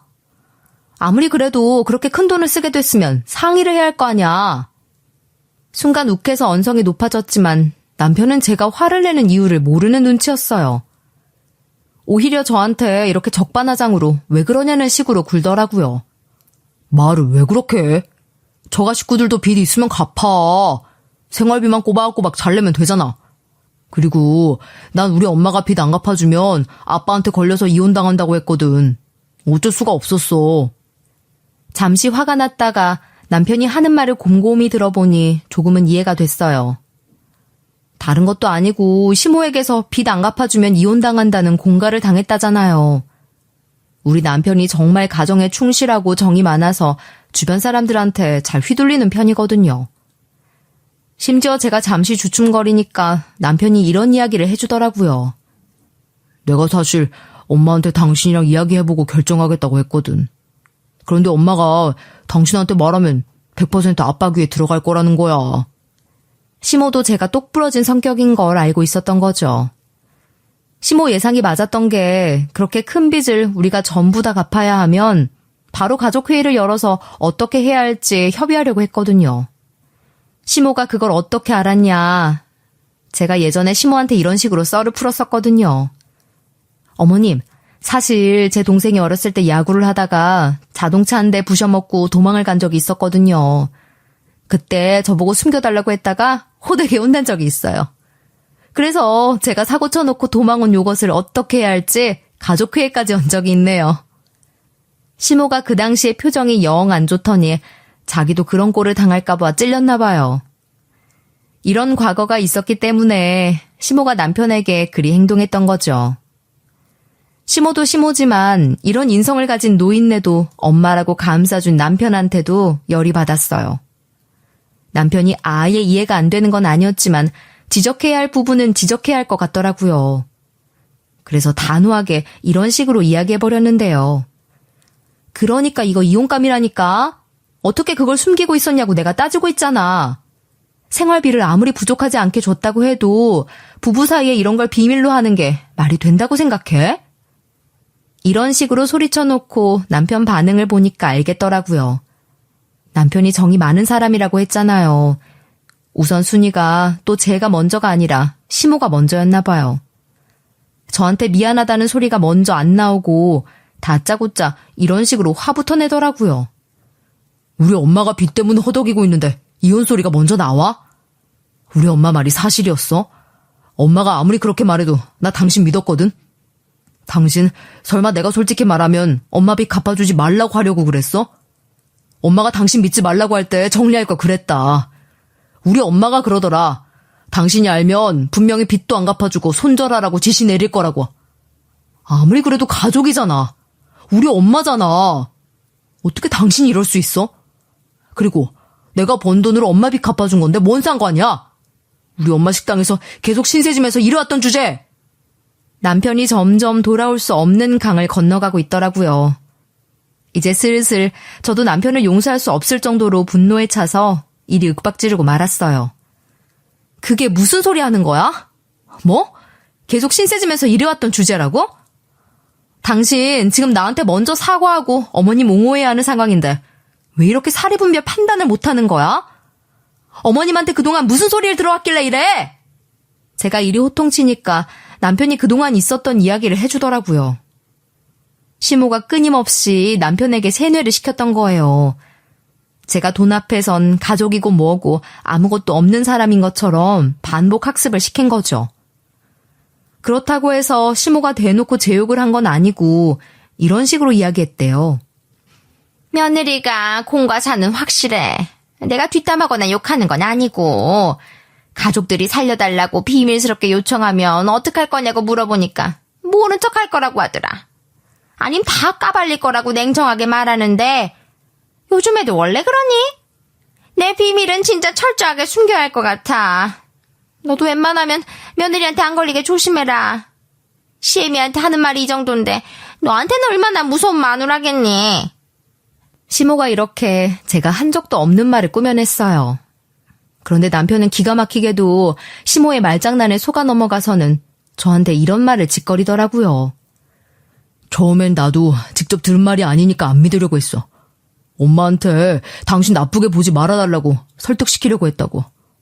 그런데 오늘 당신이 하는 말 들어보니까 엄마 말이 맞았던 거네. 하지만 남편이 마음이 시모 쪽으로 기울여 있으니까 저한테 이러한 사실을 숨기고 있었던 거예요. 이렇게 남편 머릿속 한켠이 시모 뒷담으로 쌓여 있었을 거 아니에요. 그래서 남편이 제 말 한마디에 확 돌아선 거죠. 저도 더 이상 가만히 있을 수 없어서 이렇게 따져봤는데요. 어머님이 하는 말을 믿고 나랑 이렇게 대화하는 게 어딨어? 적어도 내 말도 들어보고 판단해야 할 거 아니야. 그동안 난 시댁 식구들 편에 속해서 융화된 줄 알았는데 그게 아니었네? 내가 며느리고 남의 집 자식이라고 이렇게 배척시켜버리는 거야? 제가 이런 식으로 말하고 있는데 남편이 전화를 확 끊어버리더라고요. 그 뒤로도 제 전화, 문자 싹 다 씹길래 이걸 어떻게 해야 하나, 지금 당장 남편이 일하는 곳으로 가야 하나 고민할 무렵이었어요. 시모한테 갑자기 전화가 와서 받아보니 웬일로 말을 바꾸더라고요. 핸드폰 수화기 너머로 이런 말이 들려오니까 바로 찝찝한 기분이 들었어요.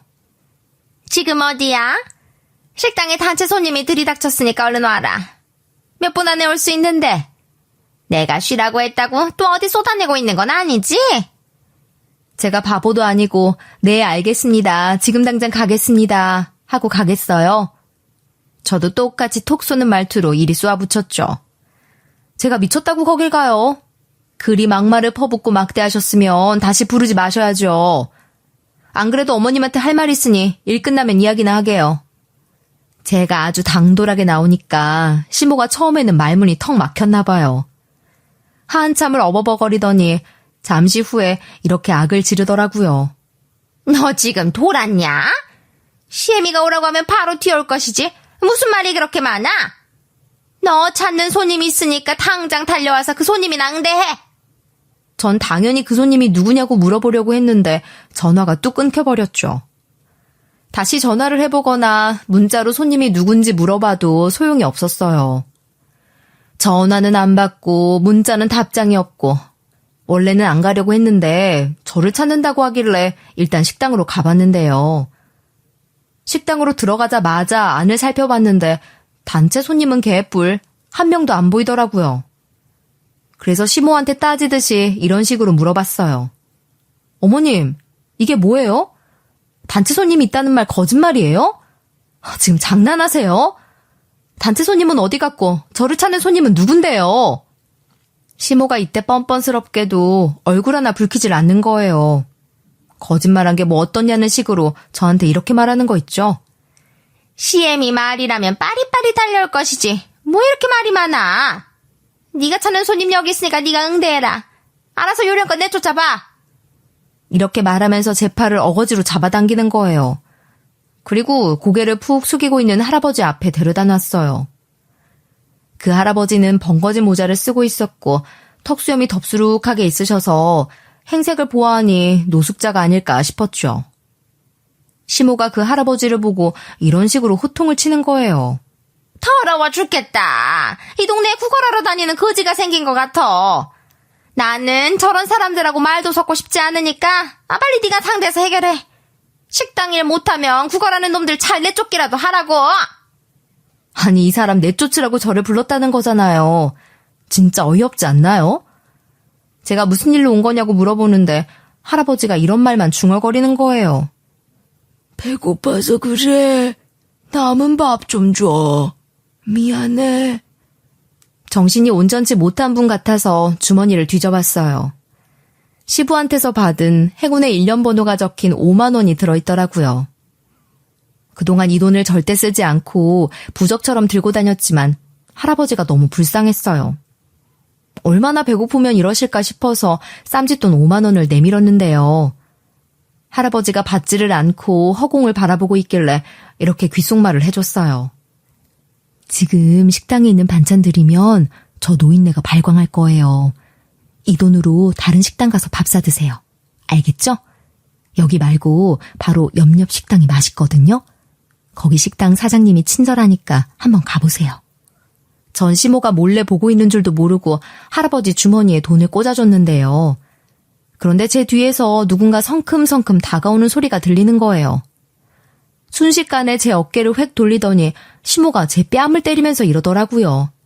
이년이 미쳤나? 돈이 썩어나냐? 내가 내쫓으랬지. 누가 돈을 주래?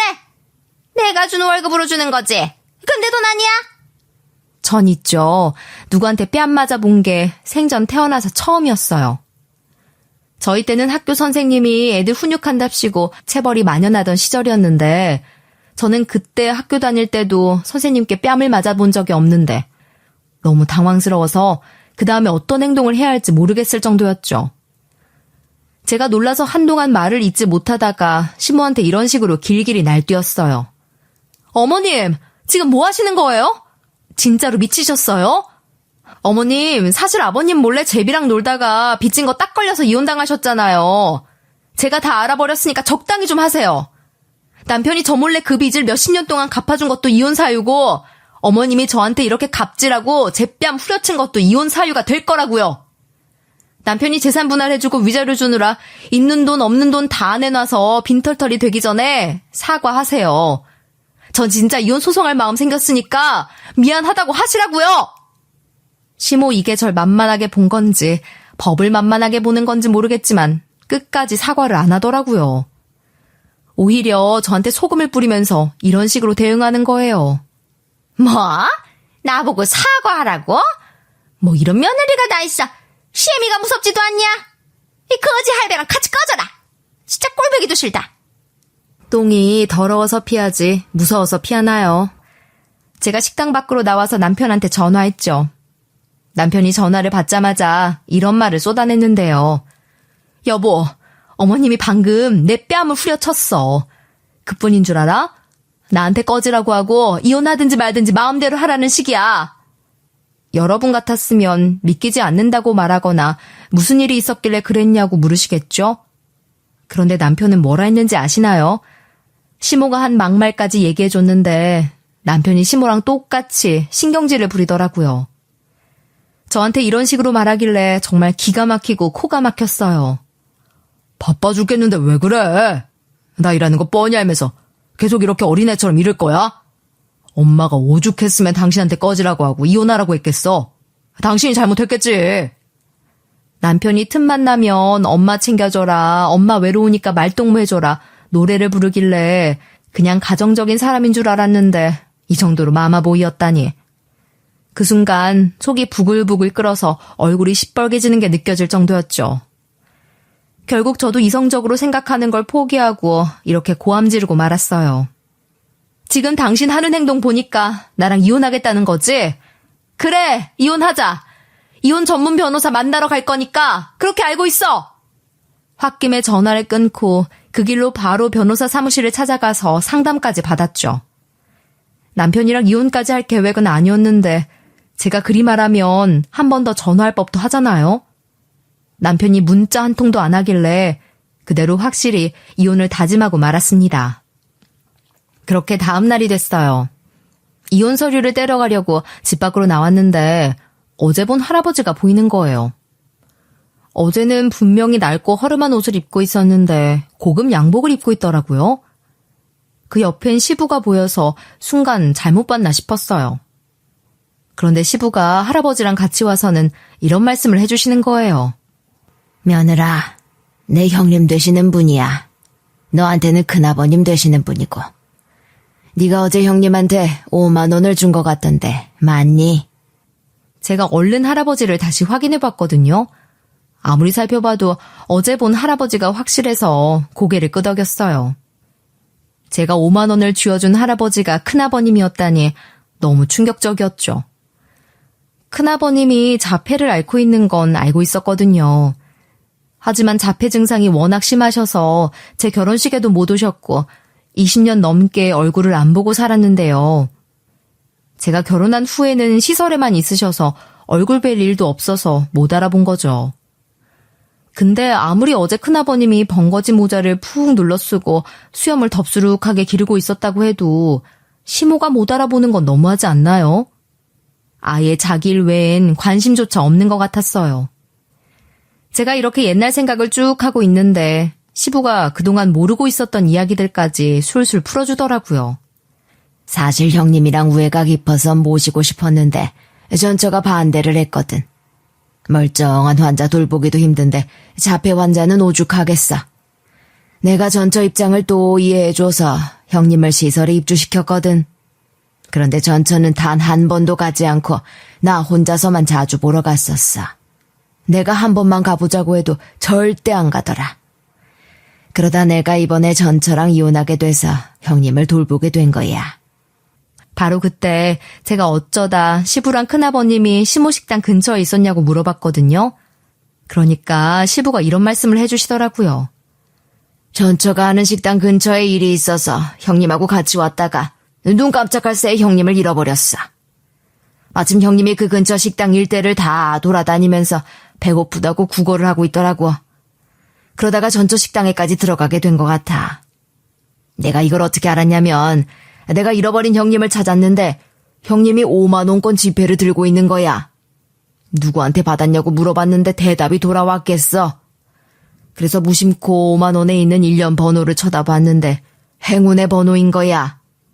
단번에 며느리 네가 준 거라는 사실을 깨닫게 된 거지. 너는 형님 얼굴을 몰라서 못 알아봤을 텐데 이런 호의를 베풀어줘서 너무 고맙다. 며느리 너 보러 오려고 형님한테 고급 정장을 입혔어. 내가 늘 내 형님을 자신 있게 소개해주고 싶었는데 그동안 그러지를 못해서 지금이라도 이렇게 하고 싶었거든. 안 그래도 며느리 네가 시집 온 뒤로 좋게 보고 있어서 늘 무언가를 해주고 싶었는데 이번 기회에 이렇게 해주게 됐네. 시부가 이러면서 돈 봉투를 내미는 거예요. 처음에는 상황 판단을 못해서 아무런 반응을 보이지 못하고 있다가 화들짝 놀라 이리 말해버렸는데요. 네? 아유, 갑자기 이게 뭐예요? 설마 돈 봉투는 아니죠? 저 이런 거 못 받아요. 주지 마세요. 저는 고작 5만 원 드렸는데 왜 이렇게 많은 돈을 주려고 하시는 거예요? 얼른 넣어두세요. 그런데 시부가 기어코 제 손에 돈 봉투를 쥐어주시더라고요. 구구절절 제게 돈을 줘야 하는 상황 설명까지 해주셔서 당혹스러웠어요. 내가 전처랑 이혼한 뒤로 괜히 큰형님을 데려온 게 아니야. 우리 부모님이 지역 유지로 알짜배기 부자였는데 장남인 형님한테 재산을 다 주고 떠나셨거든.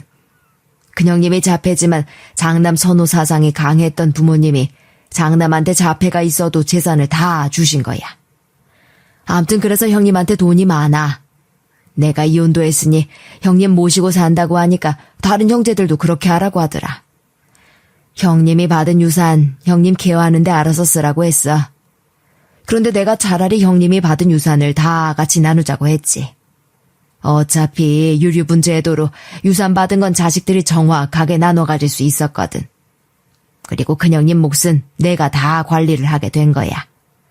이렇게 경제적으로 여유가 생기니까 돌보게 된 거지. 그래서 며느리 너한테도 너무 고마운 마음에 주는 돈이야. 저는 시부께 상황 설명을 다 들었는데도 돈을 왜 받아야 하는지 모르겠는 거예요. 한사코 거절했지만 시부가 이렇게 말씀하시더라고요. 이 돈은 우리 부모님이 큰형님한테 주신 돈 중에 일부지만 엄연히 내 몫의 돈이고 거기서 너한테 조금 주는 돈이니 받아라. 괜찮다. 받아도 되는 돈이야. 우리 안사람이 웬 재해비 때문에 빚을 져서 아들이 몰래 갚아주고 있었는데 며느리 너한테 말 안 한 게 미안하니까 주는 거야. 사양하지 말고 받아줘. 며느리 네가 우리한테 참 잘했잖니. 이런 식으로 말씀하시면서 제 손에 봉투를 쥐어주고 가버리셨어요. 전 그렇게 생각지도 못한 큰 돈을 받게 됐죠. 전 그 길로 바로 남편이 근무하는 곳으로 찾아가서 남편 얼굴에 이혼 서류를 던져줬어요. 남편이 회사까지 찾아와서 뭐 하는 짓이냐고 작게 윽박지르고 있길래 제가 이렇게 말해버렸죠. 큰아버님이 찾아왔는데 어머님이 못 알아보고 거짓 취급한 건 알아? 아버님이 어머님이랑 이혼한 후에 큰아버님 덕분에 상속을 받으셨거든? 그 돈을 형제들끼리 나누셨는데도 아버님 수중에 돈이 엄청나게 많이 남아서 경제적으로 여유가 생겼더라? 제 입에서 상속 이야기가 나오니까 남편이 고개를 번쩍 들더라고요. 눈에 안광이 도는 게 보이길래 이때다 싶어서 이런 식으로 쐐기를 박아 넣었죠. 나는 누구랑 다르게 가족분들이고 집안 어르신들이니까 공평하게 잘해드리고 효도하거든. 그래서 아버님이 나를 예쁘게 봐주시고 돈을 꽤나 많이 주셨어. 당신은 아마 한 푼도 없을걸? 그나마 남아있는 돈들도 탈탈 털리겠지. 왜냐고? 내가 이혼 전문 변호사도 만나서 이혼 소송 할 거니까. 그러니까 당신은 영원히 여기서 지내. 당신이랑 내가 살던 서울집은 공동 명의로 된 집이니까 재산 분할하려면 어차피 처분해야 하잖아? 무릎 꿇고 사과하면 짐 정도는 착불로 붙여줄게. 네가 사과 안 할 거면 쓰레기장에 싹 다 버리려고. 제가 이렇게 소란을 피우니까 남편 직장 동료들이 죄다 쳐다보더라고요. 그 와중에 남편이 처음에는 이런 식으로 말하면서 전혀 안 믿는 눈치였어요. 뭐? 지금 뭐라는 거야? 그게 말이 된다고 생각해? 당신 나 엿먹이려고 거짓말하는 거지? 갑자기 아버지한테 그런 일이 생길 리가 없잖아. 그리고 시부한테 전화해보고는 돌변하더군요. 남편이 핸드폰을 붙들고 이러고 있었거든요. 아버지, 어떻게 그 돈을 자식이 아닌 며느리한테 줄 수 있어요? 자식이 버젓이 살아있는데 피 한 방울 안 섞인 남한테 그러시면 안 되죠. 남편이 이런 말을 하니까 시부가 열받으신 거죠. 남편이 스피커폰으로 받았는지 이렇게 말하는 시부 목소리가 다 들렸어요. 너한테는 1원 한 푼도 안 줄 거다. 다른 자식이랑 며느리 손주한테 네 몫을 다 줄 거니까 그렇게 알고 있어. 1원 한 푼이라도 받고 싶으면 며느리한테 당장 사과해. 안 그러면 호적에서 파버릴 테니까. 얼렁뚱땅 대충 사과할 생각하지 마. 영상통화로 다시 걸어서 며느리한테 사과하는 모습 그대로 보여줘. 남편이 회사에서 과연 그런 짓을 할까 싶었거든요. 역시 돈이 무섭긴 한가 봐요. 남편이 영상통화를 켜놓고 시부가 볼 수 있게끔 화면을 조정해가면서 저한테 이런 식으로 사과하더라고요. 여보, 미안해. 내가 잘못했어. 엄마만 내 가족이라고 생각하고 당신을 너무 뒷전으로 생각했던 것 같아. 앞으로 이런 일 절대 없을 거고 내가 엄마한텐 다시는 그러지 말라고 말해둘게. 절대 무시하거나 막대하는 일 없도록 할 거니까 한 번만 용서해 주라. 정말 우습게 사과하면서 빌빌댔지만 제가 그걸 받아줬겠어요? 바로 고개 숙이고 무릎 꿇은 남편 비웃어주면서 이리 말했죠. 내가 왜 당신 사과 받아줘야 돼? 절대 안 받아줄 건데? 나 당신이랑 이혼해서 재산 분할 받고 위자료까지 받을 거야. 제가 진짜로 바로 남편 회사를 빠져나와서 이혼 소송을 진행했어요. 남편이랑 같이 살던 집에서 짐도 전부 다 빼와서 다른 거주지를 구했는데요. 예상했던 대로 제가 이혼 소송에서 승소해서 재산 분할도 확실하게 받고 위자료도 화끈하게 받을 수 있었죠.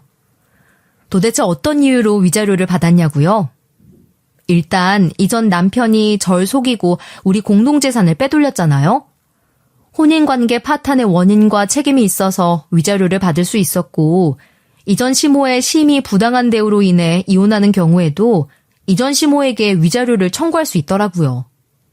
이렇게 이전 시부가 준 돈과 재산 분할, 위자료로 잘 먹고 잘 살고 있었거든요. 주말 아침 대바람부터 초인종 소리가 울리길래 인터폰을 확인해봤죠. 그런데 이전 시모가 제 집 앞에 서 있는 거예요. 도대체 어떻게 찾아왔는지 궁금해서 문을 열어줬습니다. 이전 시모가 제가 아직 며느리라도 되는 것처럼 반갑게 인사를 건네길래 일단 이런 식으로 질문부터 던졌는데요. 제가 여기 사는 건 어떻게 하셨어요? 도대체 어떻게 찾아오신 건데요? 그리고 무슨 목적으로 오신 거죠? 설마 돈 때문에 이러시는 건 아니죠? 제가 정확히 전곡을 찔렀나 봐요. 이전 시모가 아무 말도 못하고 우물쭈물거리더니 이리 말하더라고요. 아니, 손주들한테 물어봐서 왔지. 며느리 너한테 위자료 주느라 식당까지 팔았거든. 돈 문제 때문에 아들이랑 싸워서 연락이 끊겼는데 돈 좀 빌려줄 수 있니? 네가 아들네 회사에 가서 깽판을 쳤잖아. 그것 때문에 아들이 회사에서 잘렸다고 하더라. 이번에 아들이 취직을 하긴 했는데 새로 일하던 근무지에서 적응을 못해서 잘리는 바람에 계획에도 없는 은퇴를 해버렸어. 다른 자식들도 이전 남편 입김에 나를 손절한 거 있지. 이전 시모가 이제 저밖에 없다고 애처로운 눈빛을 하고 있더라고요. 저는 빌려줄 생각도 없는데 이 정도면 된다, 이 정도만 달라고 사정하길래 제가 이렇게 말해버렸어요. 뺨 한 대 치게 해주면 돈 줄게요. 어머님, 아니 이제 어머님도 아니죠. 할머니도 제 뺨 때리셨잖아요. 눈에는 눈, 이에는 이죠. 이전 시모가 뺨을 내미길래 시원하게 한 대 치고 눈앞에서 현관문을 닫아버렸어요. 70살 넘은 노인의 뺨을 쳤다고 너무하다고 하실 수도 있지만 그렇게라도 해야 제 속이 시원할 것 같은 거예요. 그리고 이전 남편한테는 어떻게 했냐고요?